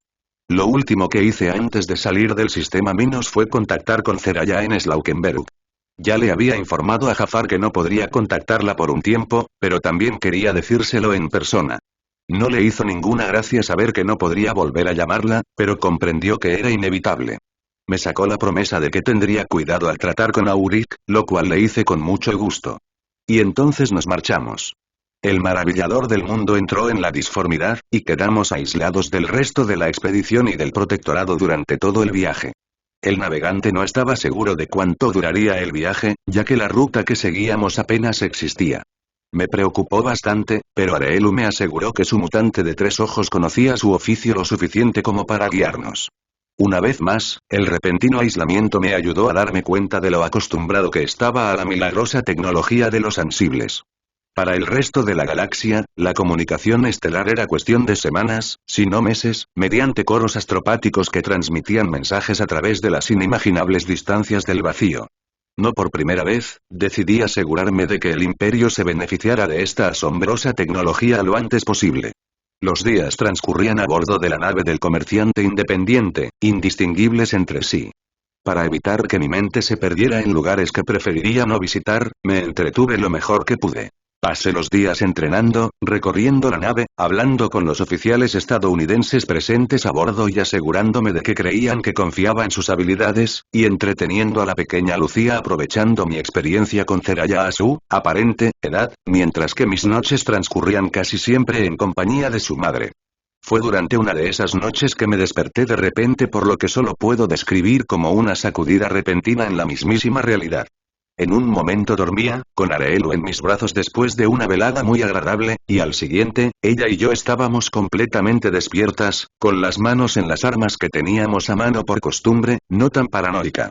¿Qué fue eso?, pregunté. Antes de que Areelu pudiera responder, la puerta de la cámara se abrió de golpe y Jurgen y Malicia irrumpieron con las armas preparadas. Antes de que Areelu o yo pudiéramos decir nada, revisaron la habitación, antes de que Malicia se dirigiera al resto de la suite mientras Jurgen se quedaba cerca. ¿Qué pasa?, le pregunté. Ni Areelu ni yo nos indignamos por esta violación de nuestra privacidad, pero aún así nos sorprendió. Brecha de disformidad, señor, respondió Jurgen. Demonios. Puedo sentirlos. Vaya, carajo. A mi lado, Areelu soltó un torrente de maldiciones de una crueldad sorprendente para una dama de su prestigio. Bridge, aquí la capitana, gritó tras ponerse el comunicador en el oído. Dime qué pasa. Hubo una breve pausa durante la cual escuchó el informe de su tripulación, luego se volvió hacia mí con expresión sombría. Jurgen tiene razón. El campo Geyer sufrió una breve brecha hace un momento.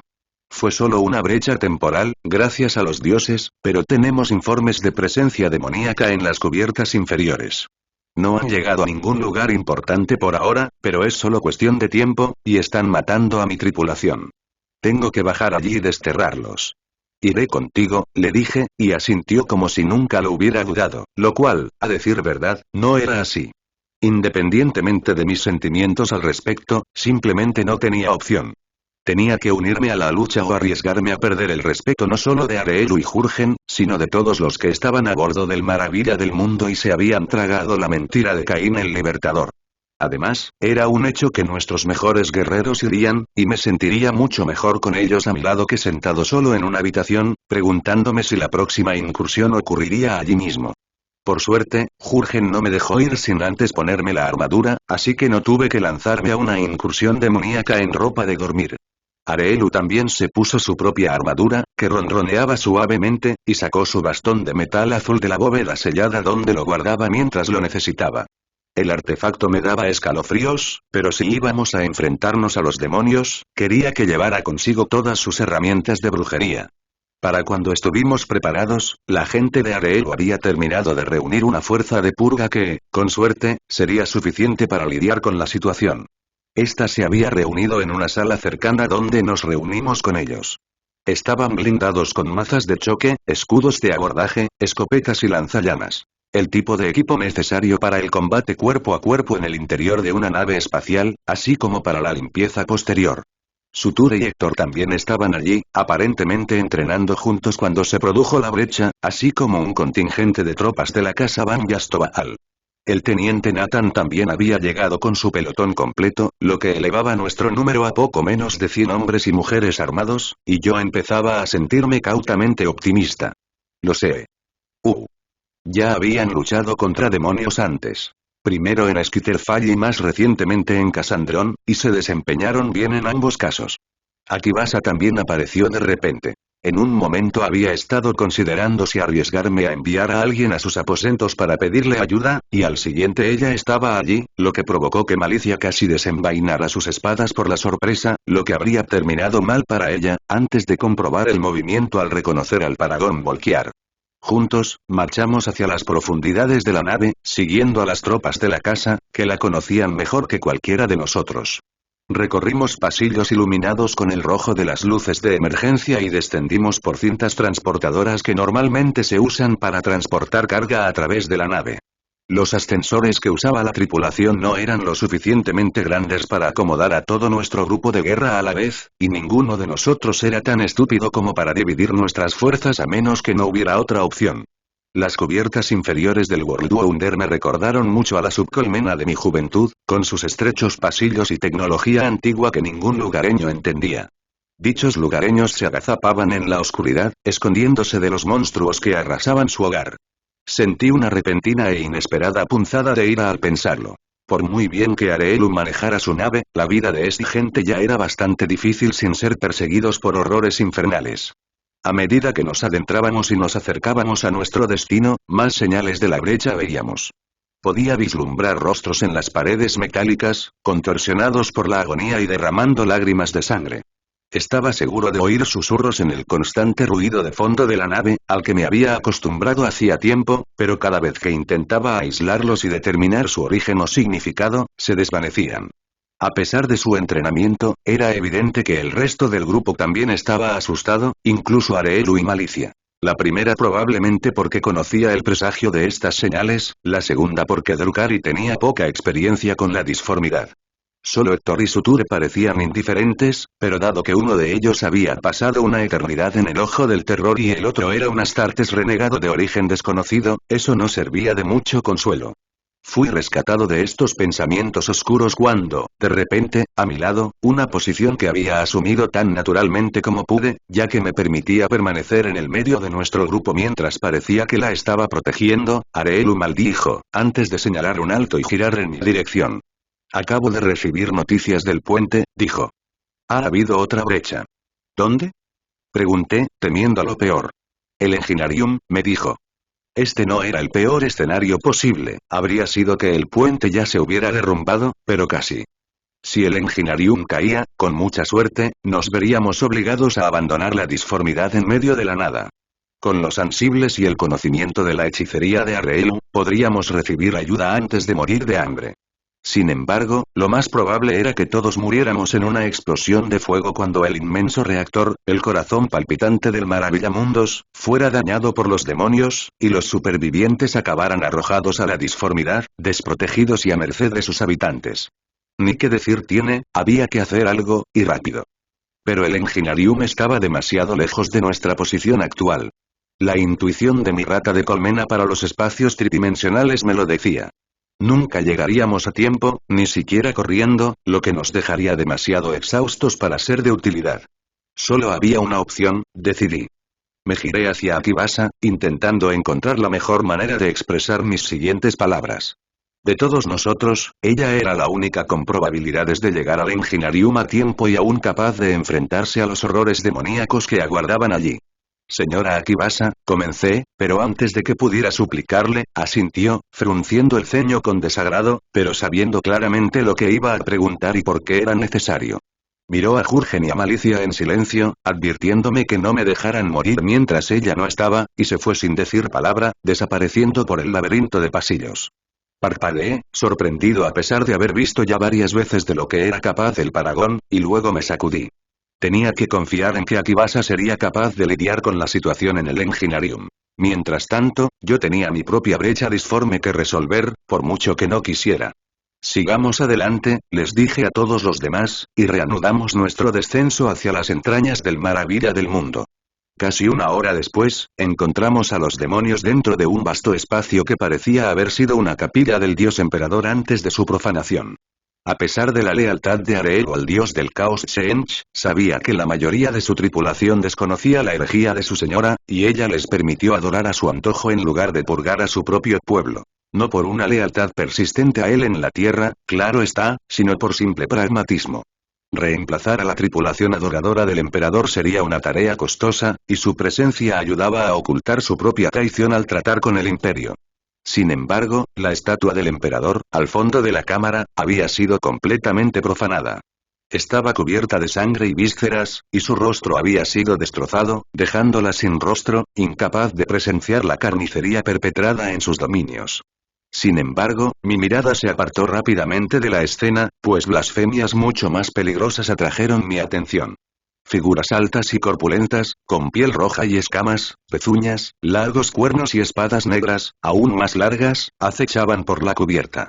El aire relucía a su alrededor como sobre las carreteras de Slaukenberg en un cálido día de verano. Incluso desde la distancia, y a través del respirador de mi casco, podía oler el espantoso hedor a carnicería y calor abrasador que emanaban. Sanguinarios, gruñó Héctor. Los soldados de infantería del dios de la guerra. No me importa lo que sean, siseó Areelu. Han matado a mi tripulación. Pagarán por ello. La cantidad de rencor en su voz me sorprendió.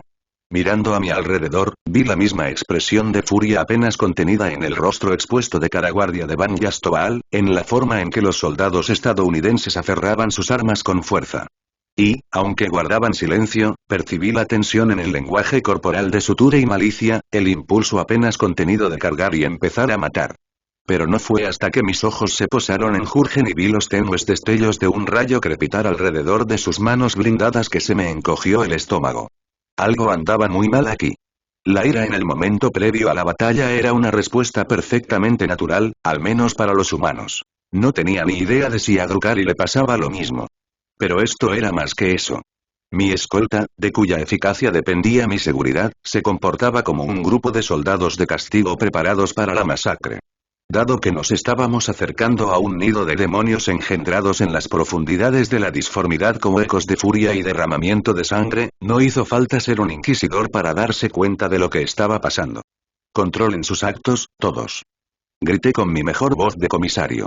No permitan que la influencia de estas criaturas doblegue su voluntad. Son soldados, no bárbaros. Actúen en consecuencia.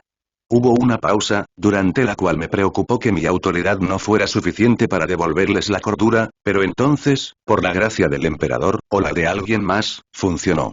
Nadie se relajó, seguíamos enfrentándonos a un grupo de monstruos desalmados del mar de las almas, pero parte de la tensión enloquecida se disipó y la disciplina se reafirmó. Gracias, Ciapas, dijo Areelu tímidamente. De nada, respondí por reflejo. Desafortunadamente, si bien mi arrebato evitó que las fuerzas a mi alrededor se convirtieran en lunáticos enloquecidos por la batalla, también atrajo la atención de los desangradores, que se apartaron de sus juegos con los cadáveres de sus víctimas. Se giraron hacia nosotros, con sus monstruosos rostros contorsionándose en lo que un loco podría haber considerado sonrisas, pero antes de que pudieran cargar contra nosotros, uno avanzó y todos retrocedieron, dejándolo ir primero. Era alto. Más alto que yo, más alto que los demás demonios que lo rodeaban, incluso más alto que Héctor y Sutura. En la mano izquierda sostenía una espada como la de sus congéneres, aunque más grande y decorada con púas metálicas que habrían resultado ridículas en un arma mortal. De su espalda colgaba una capa de calaveras. Humanas, orcas, eldars y muchas otras razas xenos que no reconocí. Aunque pudiera compararse con sus parientes, que ya eran demasiado grandes, era mucho más pequeño que Asakjiko Gurugat. Y como su manifestación no había requerido rituales masivos a escala planetaria, debía ser menos poderoso que cualquiera de los dos grandes sirvientes de Nurgle con los que había luchado en el pasado. Y, sin embargo, al mirarlo, sentí un terror más profundo y visceral que el que incluso estos dos habían conjurado en mí, por imposible que pareciera. Me miró fijamente con ojos que eran dos pozos de fuego infernal, y el terror me invadió como un sudario asfixiante.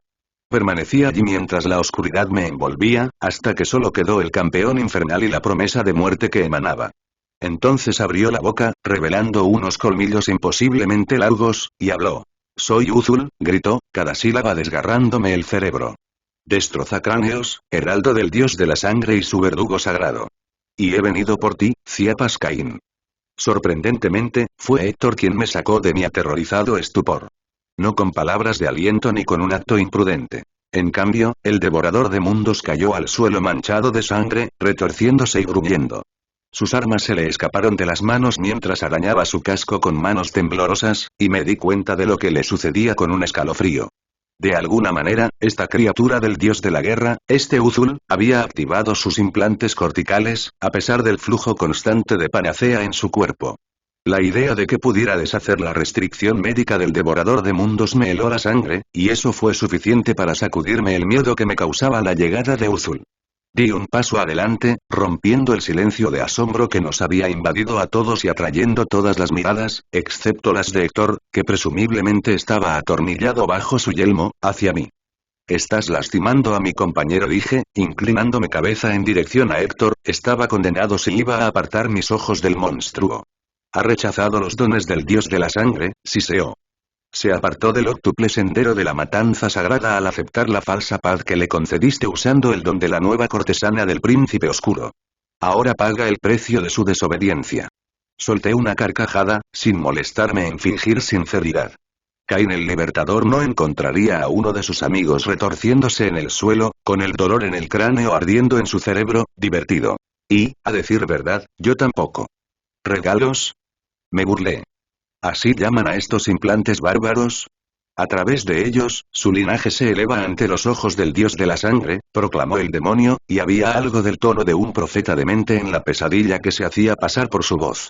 Una bendición y un collar, entregados por el Mesías de la sangre a sus hijos. Una maldición, nada más, y una autoinfligida por pura estupidez, repliqué.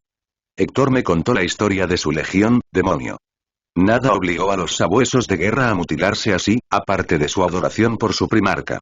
No tengo ni idea de qué pensaba Angron cuando sometió a sus propios hijos genéticos al mismo tormento que él había sufrido. Sospecho que fue su propio daño cerebral, pero lo único que logró fue convertir a toda una legión de marines espaciales disciplinados en asesinos compulsivos.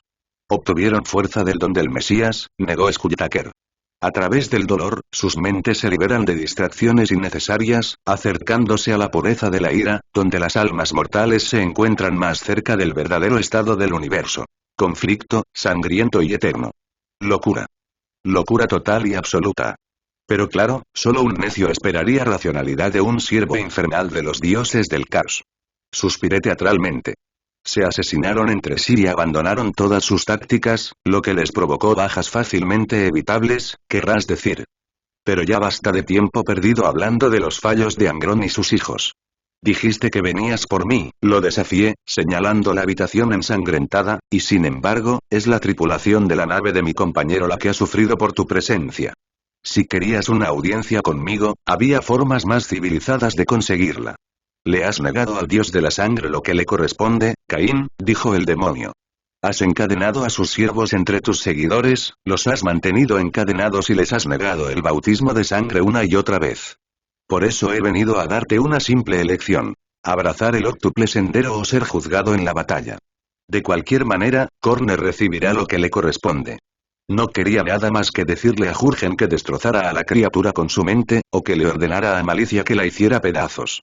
Pero me abstuve de pronunciar la orden que sabía que cualquiera de los dos obedecería sin rechistar, aunque por razones muy diferentes. En el caso de Jurgen, esto se debía al collar negro con púas que rodeaba el cuello de Uzul. Conocía lo suficiente a los habitantes de la disformidad como para saber que este debía ser uno de los infames collares de Corne, otorgados por el dios de la sangre a sus esclavos predilectos para protegerlos de los poderes psíquicos. En cuanto a Malicia, era plenamente consciente de la presencia de los soldados estadounidenses que observaban con gran interés el desarrollo del drama. A decir verdad, si el teniente Nathan y sus hombres y mujeres no hubieran estado allí, me habría conformado con lanzar mi protector de sangre al problema. Era, literalmente, para eso estaba allí. Pero no podía, porque eso sería mostrar debilidad ante los cornates. Lo cual, considerando lo peligroso que parecía Uzul, normalmente me habría parecido perfectamente bien, de no ser porque Uzul era un demonio del dios patrón de los soldados. Podía sentir la vacilación de los soldados, su repentina duda ante las palabras de la criatura. En Slaukenberg, el dios de la guerra era venerado por las antiguas FDP como una deidad marcial, una que se enorgullecía de la fuerza y el valor en la batalla, no del derramamiento de sangre fanático que predicaba Uzul. La propia comprensión de Héctor de la teología caótica era exactamente tan avanzada como cabría esperar de un hombre que se había inyectado un motor de dolor en el cerebro para impresionar a un loco destrozado, así que, aunque al principio me preocupé, se había convertido a la interpretación de Corne de los sin problemas. Sin embargo, no tenía ni idea de cuánto de eso había sido un cambio genuino en sus creencias y cuánto había sido simple pragmatismo y no querer enfadar a miles de soldados con servoarmadura. Francamente, mientras no causara problemas, me habría conformado con dejarlo solo. Pero el hecho era que, si lo permitía, Uzul desharía todo lo que había hecho para evitar que la locura de los cultos con los que me había aliado sin querer consumiera el protectorado. Peor aún, si cedía y aceptaba su ultimátum apenas disimulado, comenzaría a recorrer el camino que me condujo a la visión que había atormentado mis pesadillas durante años. Así que, una vez más, me vi obligado a hacer algo que de verdad no quería hacer, y que me pondría en un inmenso peligro personal. Aunque, por una vez, no era tanto para salvar mi pellejo a largo plazo como para salvar mi alma, y solo el emperador sabía cuántos ciudadanos imperiales, supongo. No gruñí. El protectorado pertenece a su pueblo, no a los dioses. La sangre que derrama es por orden mía, no para el placer de Corne. El dios de la sangre puede aceptarlo y aceptar la adoración que se le rinde, o unirse al bastardo de Nurgle entre sus enemigos. Escuché la fuerte inhalación a través de los altavoces de las armaduras de los soldados estadounidenses ante mi aparente blasfemia, pero no dejé que me detuviera.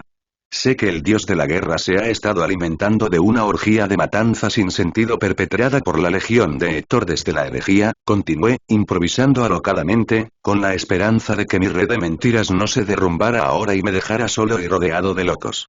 10.000 años de brutal matanza, impulsados por la mordedura de los clavos. Pero no participaré de la misma copa envenenada que ha corrompido a Corne y lo ha despojado de todo honor. Luchamos por la liberación, por la libertad de toda la humanidad de la tiranía del imperio y la corrupción del señor de la decadencia. Percibí el cambio en los soldados estadounidenses al escucharme. Su postura se enderezó cuando, sin pudor, invoqué su orgullo militar. Quienes sobrevivieron durante el levantamiento se unieron a la causa para proteger a su pueblo y vengar los numerosos agravios sufridos, y quienes vinieron después lo hicieron tras haber estado expuestos a la propaganda del Consejo de Liberación durante años, si no toda su vida en el caso de los más jóvenes. Creían plenamente en la mentira de Caín el Libertador, y no tuve reparos en usarla para evitar que se convirtieran en los lunáticos sedientos de sangre que eran los devastadores al morir en Adumbría. Había presentado mi caso y desistido de mi impugnación. Ahora solo me quedaba sobrevivir. Hablaste de una prueba, ¿verdad? Balanceé mi espada sierra por el aire con un floreo, terminando el movimiento con la hoja apuntando directamente al demonio. Muy bien. Comencemos entonces. Cuanto antes termine esto, mejor. Uzul emitió un sonido que podría haber sido una risa, y luego saltó hacia mí, y me quedé atrapado en el duelo más letal que jamás había peleado en mi deshonrosa carrera como enemigo involuntario del trono. Desde el primer choque de nuestras espadas, supe con absoluta certeza que no podría derrotar a Uzul con solo mi destreza marcial. Incluso con mi servoarmadura, que aumentaba mi fuerza mucho más allá de los límites de mi cuerpo humano, el demonio era más alto, más grande y más fuerte que yo. Y a diferencia de Malicia o Héctor durante nuestras sesiones de práctica, no tenía motivos para contenerse. Además, Uzul no luchaba como un mortal, o al menos no como uno cuerdo. No escatimaba en defensa, concentrándose por completo en el ataque, en destrozarme con esa mortífera espada que empuñaba. Cualquier duelista humano que usara ese estilo de lucha habría sido destrozado a los pocos segundos de comenzar la batalla si se hubiera enfrentado a alguien que no fuera el más inexperto de los novatos, pero la velocidad y el poder del demonio me impedían aprovechar las fallas en su guardia. En cambio, tuve que recurrir a toda la experiencia que tenía en mis entrenamientos habituales con gente como Héctor y Malicia, cuyas habilidades físicas superaban con creces las mías, solo para mantenerme con vida. Tras varios segundos de paradas, bloqueos y esquivas cada vez más desesperadas que nos hacían dar vueltas en la pequeña arena que se había formado en la capilla profanada, rodeados de nuestros respectivos escoltas, una idea se arraigó en mi mente. Mis encuentros previos con poderosos nunca nacidos habían demostrado que eran capaces de algo que imitaba las emociones, y la batalla contra Sakhik había demostrado sin lugar a dudas que tampoco eran inmunes a la manipulación de un simple mortal. Tal vez, solo tal vez, si lograba obligar a Uzul a cometer un error perdiendo lo que se consideraba su temperamento, tal vez tendría una oportunidad de sobrevivir. ¿Sabes? Jadeé mientras apenas esquivaba otro golpe que me habría volado la cabeza. Acabo de darme cuenta de algo. Le tienes miedo a Kibasa, ¿verdad? Por eso hubo otra brecha en el Enginarium. Sabías que venía con nosotros y temías enfrentarla. A pesar de tus palabras sobre honor y gloria, te acobardas ante cualquier pelea que no puedas arreglar. El vampiro no es mi presa, siseó. Ella y los de su especie no le interesan en particular al dios de la sangre. Su guerra ha terminado, y su papel en la historia galáctica no sería más que una nota al pie si no fuera por tu interferencia. Claro, Rey, con el tono más burlón posible. Sigue diciéndotelo. Seguro que el resto de los cazadores de Corne te creerán y no pensarán que le tenías miedo. No temo a nada. Rugió. Soy el terror que acecha a los cobardes, la maldición de los débiles y la muerte de los falsos. Mi provocación había funcionado, pero no me estaba dando la oportunidad que esperaba. En cambio, Uzul redobló su ataque, obligándome a ceder terreno. Pronto, me encontraría entre la espada y la pared, sin ningún sitio a donde ir, y entonces solo sería cuestión de cuántos segundos podría mantener la cabeza donde debía estar. Iba a morir, me di cuenta. Esta criatura, este demonio del dios de la guerra, a quien incontables herejes de toda la galaxia habían vendido sus almas, me mataría, y Estados Unidos entero caería bajo su influencia. Mi imaginación me iluminó con asesinos carmesí con servoarmaduras abriéndose paso por el sector Damocles, masacrando a miles de millones en nombre de una masacre sin sentido. En los años siguientes, nunca sabría si la repentina oleada de ira que sentí al pensarlo fue causada por el aura infernal de Uzul o una reacción perfectamente natural a mi situación. Lo que sí sé es que, al abalanzarse sobre mí, me hizo considerar una acción tan arriesgada que jamás la habría considerado de haber estado en mi sano juicio. Al recibir otro golpe con mi espada sierra que me habría separado la cabeza de los hombros, solté el arma deliberadamente. En cuanto la solté, la hoja negra de Uzul se clavó en el metal y atravesó la zumbante hoja sierra, lanzando los pedazos al suelo. Algo parecido a la sorpresa se reflejó en su rostro, y en ese breve instante, saqué la pistola Volter recargada que llevaba a la cadera y la apunté directamente a su cráneo, casi a quemarropa. Nos quedamos congelados, como dos actores en una obra de teatro cuando un director descontento pide una pausa porque uno de ellos se equivocó en sus líneas. Insensato. Siseó el tomacráneos entre dientes. ¿De verdad crees que una simple pistola bastará para derrotarme? Ese fue un punto dolorosamente bueno. Rebusqué entre toda la sabiduría prohibida que había absorbido sin darme cuenta durante mi larga relación con personajes como Cristabel y Jafar, buscando cualquier esperanza a la que aferrarme. Y, gracias a los dioses, una vez más la inspiración me golpeó como un rayo de las manos de Jurgen. Simbolismo. El simbolismo era clave. El poder de un demonio, una vez manifestado en el Materium, podía variar enormemente según las circunstancias. La misma criatura que podía resistir proyectiles de artillería sin sufrir daño gracias a la distancia y la insensibilidad de las armas, sería mucho más vulnerable a espadas y lanzallamas. La primera vez que empuñé esa arma, la usé para matar a un tirano que creía poder imponer su voluntad a mi pueblo en nombre de su dios, le dije. Y después, ejecuté a un hombre que creía poder reducir la guerra a una masacre y ganar honor y gloria enviando a otros a la muerte. Recurrí a toda mi habilidad para el engaño, cultivada durante mis años como figura decorativa del Consejo de Liberación, para proyectar una imagen de absoluta confianza y seguridad. En lo que respecta a los nunca nacidos, y a la disformidad en general, la percepción moldeaba la realidad. En ese momento, Uzul estaba siendo percibido por mí mismo, pero también por todos los demás en la cámara. Si lograba convencer a nuestro público de que lo que decía tenía sentido, entonces tal vez, solo tal vez, si comprendía correctamente la metafísica impía en juego, tendría alguna posibilidad de sobrevivir a este día. Y si no lo hacía, si estaba completamente equivocado, al menos no pasaría mis últimos momentos de vida mendigando indignamente. No es que no me hubiera arrodillado y humillado si hubiera pensado que haría la más mínima diferencia, pero era bastante obvio que el tomacráneos no se habría impresionado. Aquí estás, terminé. Intentando obligarme a convertir a mis camaradas en carniceros, en un vano intento de alcanzar la gloria mediante la masacre. ¿Qué crees que pasará cuando apriete el gatillo, roba cráneos? El demonio ladeó su monstruosa cabeza, considerando mis palabras. Seguí su movimiento con el cañón de mi pistola Volter, con el dedo firmemente en el gatillo.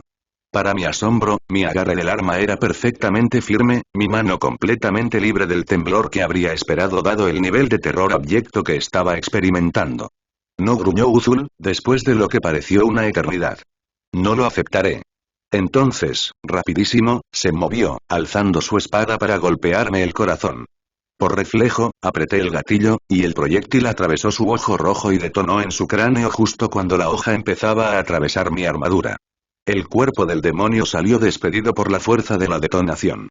Aunque mi disparo lo había decapitado, aún lo oí gritar mientras su cuerpo se disolvía, su esencia arrastrada de vuelta al Empíreo, hasta que solo quedó la espada negra de Uzul, tendida en la cubierta, justo donde había caído tras haber estado tan cerca de matarme. Respiré hondo, sin poder creerme del todo que siguiera vivo, y entonces me di cuenta de que el resto de los desangradores seguían allí, con aspecto de estar muy molestos, aunque me costaba imaginarlos con otra expresión. «Oh, caray», murmuré en voz baja. Por primera vez en años, los clavos golpeaban en el cráneo de Héctor. Tan cerca de tomacráneos, ya no podían silenciarlos. Los inyectores de panacea en sus muñecas seguían funcionando, pero esto era más que un dolor físico. Era un castigo divino, impuesto por el Heraldo de Corne por sus supuestas transgresiones. Había olvidado lo doloroso que era. Después de 10.000 años, menos de una década de bendito alivio le había bastado para olvidarlo. No, comprendió vagamente a través de la niebla roja de la agonía. No lo había olvidado. Su memoria idética no se lo permitió, dañada como estaba por lo que los clavos le habían hecho a su masa cerebral. Simplemente había suprimido el recuerdo, para recuperar la cordura, de la misma manera que todo el dolor recordado se desvanecía de la mente humana con el tiempo. Pero ahora, el dolor había regresado. Exigía que matara, que derramara sangre y reclamara cráneos en nombre del dios de la guerra. Que se rindiera a la bruma carmesí de rabia y agonía. Podía sentir el impulso de levantarse, de abalanzarse sobre los mismos compañeros que lo habían acompañado a las profundidades del maravilla del mundo para saciar la sed insaciable de los clavos con su sangre. No. No, no lo haría. Nunca más. No importaba lo que costara, no importaba cuánto doliera, no importaba si disgustaba o no a Corne. No volvería a ser el bruto sin mente que había sido. Preferiría morir, y mientras los clavos lo mordían cada vez más, aparentemente respondiendo a sus pensamientos desafiantes, sentía que muy bien podría hacerlo, aunque sabía por su experiencia languideciendo en los campos a las puertas de Skitterfall que los clavos nunca podrían matar a su anfitrión, solo hacerlo desear la muerte. Lentamente, con los músculos contrayéndose, Héctor se impulsó desde la cubierta, pero no para abalanzarse sobre sus aliados y empezar a masacrarlos para apaciguar a los clavos. En cambio, mantuvo la mirada fija en el centro de la sala, donde Libertador y Devastador de Cráneos luchaban. Héctor ya había oído el nombre de Uzul. En el ojo del terror, los nombres de los demonios más infames de los dioses oscuros circulaban entre las partidas de guerra, como posibles aliados y, mucho más a menudo, enemigos a evitar. Los devoradores de mundos tenían menos tiempo para tales chismes que el resto de las 9 legiones por razones obvias, pero la leyenda del tomacráneo seguía extendiéndose entre sus filas. Innumerables señores del caos habían perecido bajo la espada de tomacráneos, pero ahora, Héctor observaba cómo Caín se mantenía firme contra el verdugo de Corne. A pesar de su destreza, el señor de la guerra se veía obligado a ceder terreno una y otra vez. Parecía que la muerte de Caín era inevitable, y entre los golpes de los clavos, Héctor se desesperaba de que el tiempo que había pasado en el protectorado hubiera sido solo un breve y maravilloso interludio. Y entonces vio cómo, contra todo sentido y razón, el Libertador derrotaba al Heraldo y lo enviaba aullando de regreso al mar de las almas, derribándolo con un solo proyectil como si el demonio no fuera más que un perro rabioso. El dolor de los clavos se desvaneció, disminuyendo a regañadientes como una marea en retirada mientras los brazaletes del devorador de mundos le inyectaban más panacea para reparar el daño que le habían infligido en el cerebro. Se estremeció de bendito alivio al recuperar la claridad, justo a tiempo para ver al resto de los desangradores cargar contra Caín, aullando juramentos a Corne que Héctor comprendía instintivamente a pesar de no tener ni idea del lenguaje infernal que usaban. Sin perder el ritmo, de hecho, si acaso parecía molesto más que cualquier otra cosa, Caín pateó la espada negra de Uzul en el aire y la agarró con su mano libre, y la hoja se encendió con fuego de disformidad en el momento en que su mano se cerró alrededor de su empuñadura. Héctor se puso de pie, rugiendo su hacha sierra, y saltó al lado del Libertador, acompañado por Malicia, Jurgen y Suture.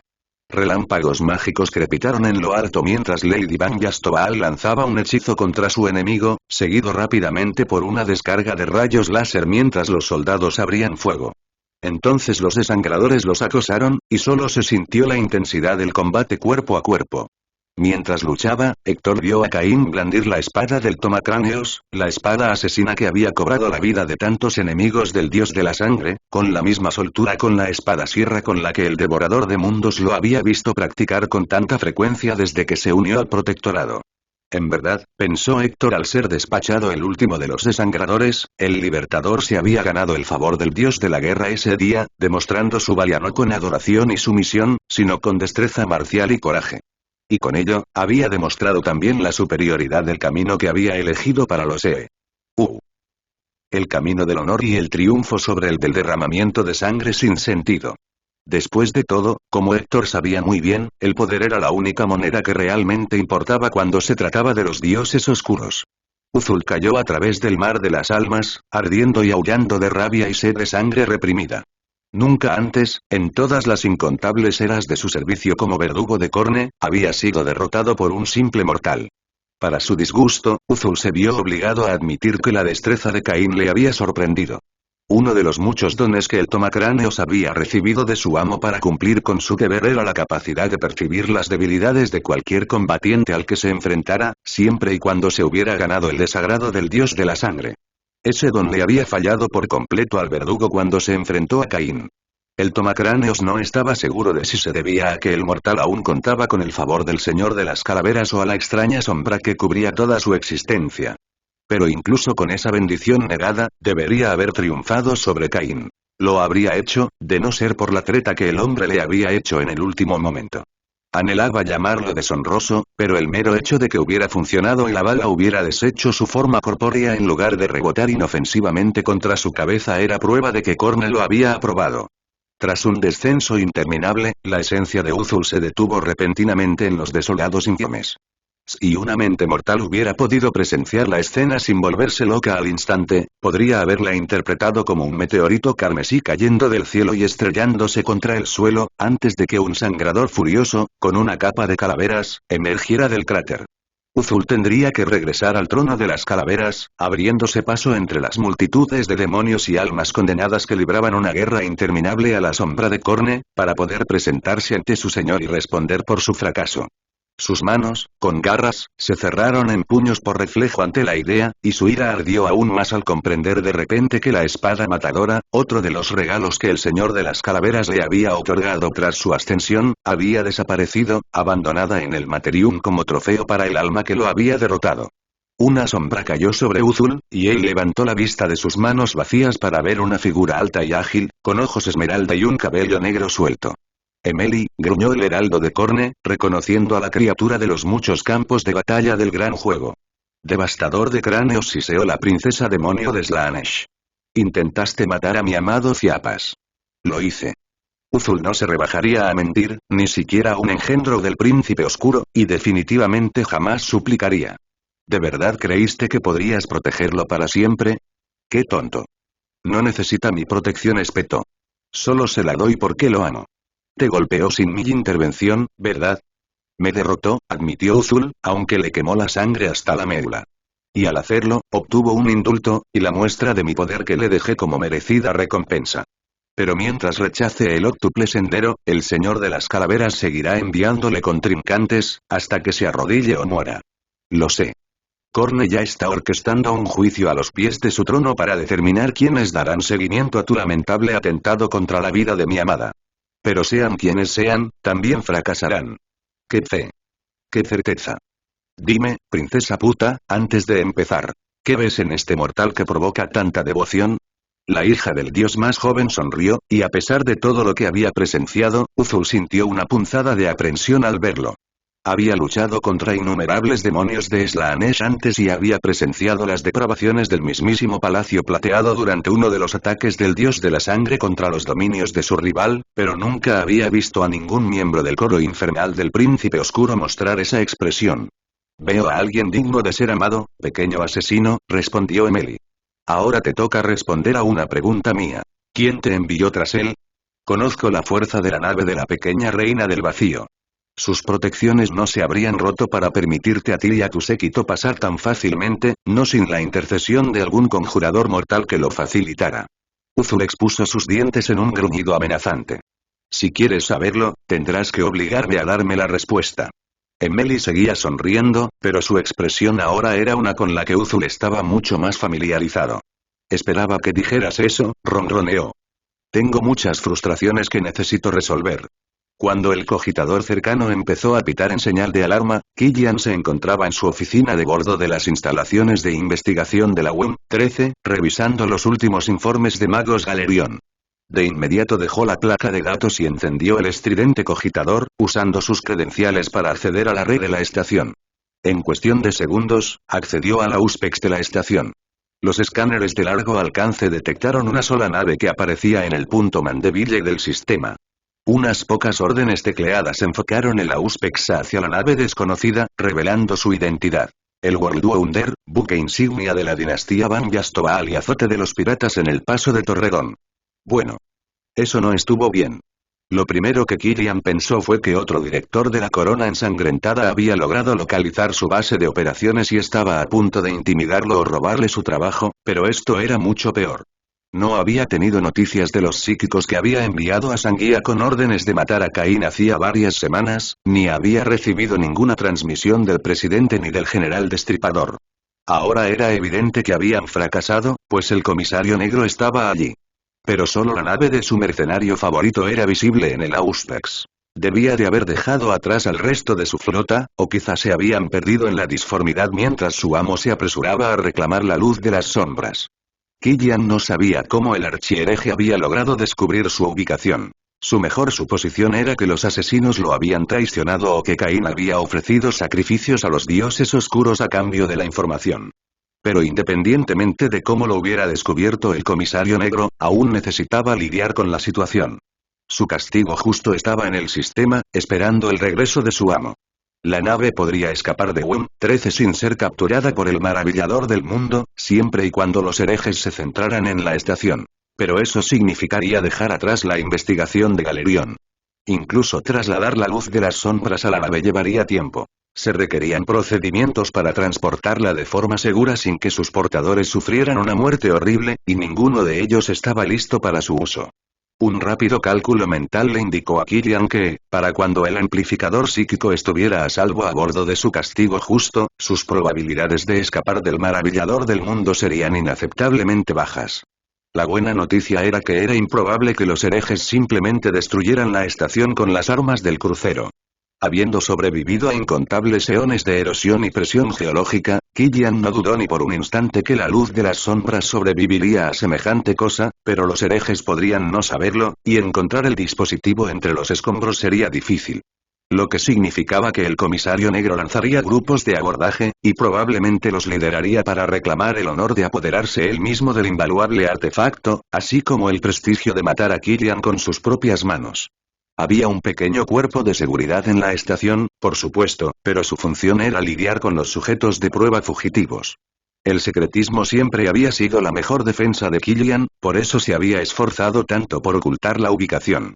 Eso solo le dejaba una opción al inquisidor, por desagradable que fuera. Con una maldición murmurada, Killian abrió un canal de voz hacia el laboratorio de Galerion. Magos empezó sin preámbulos, nos han descubierto los herejes y están a punto de abordarnos. ¿Cuánto tardarás en tener listo tu último proyecto para el combate?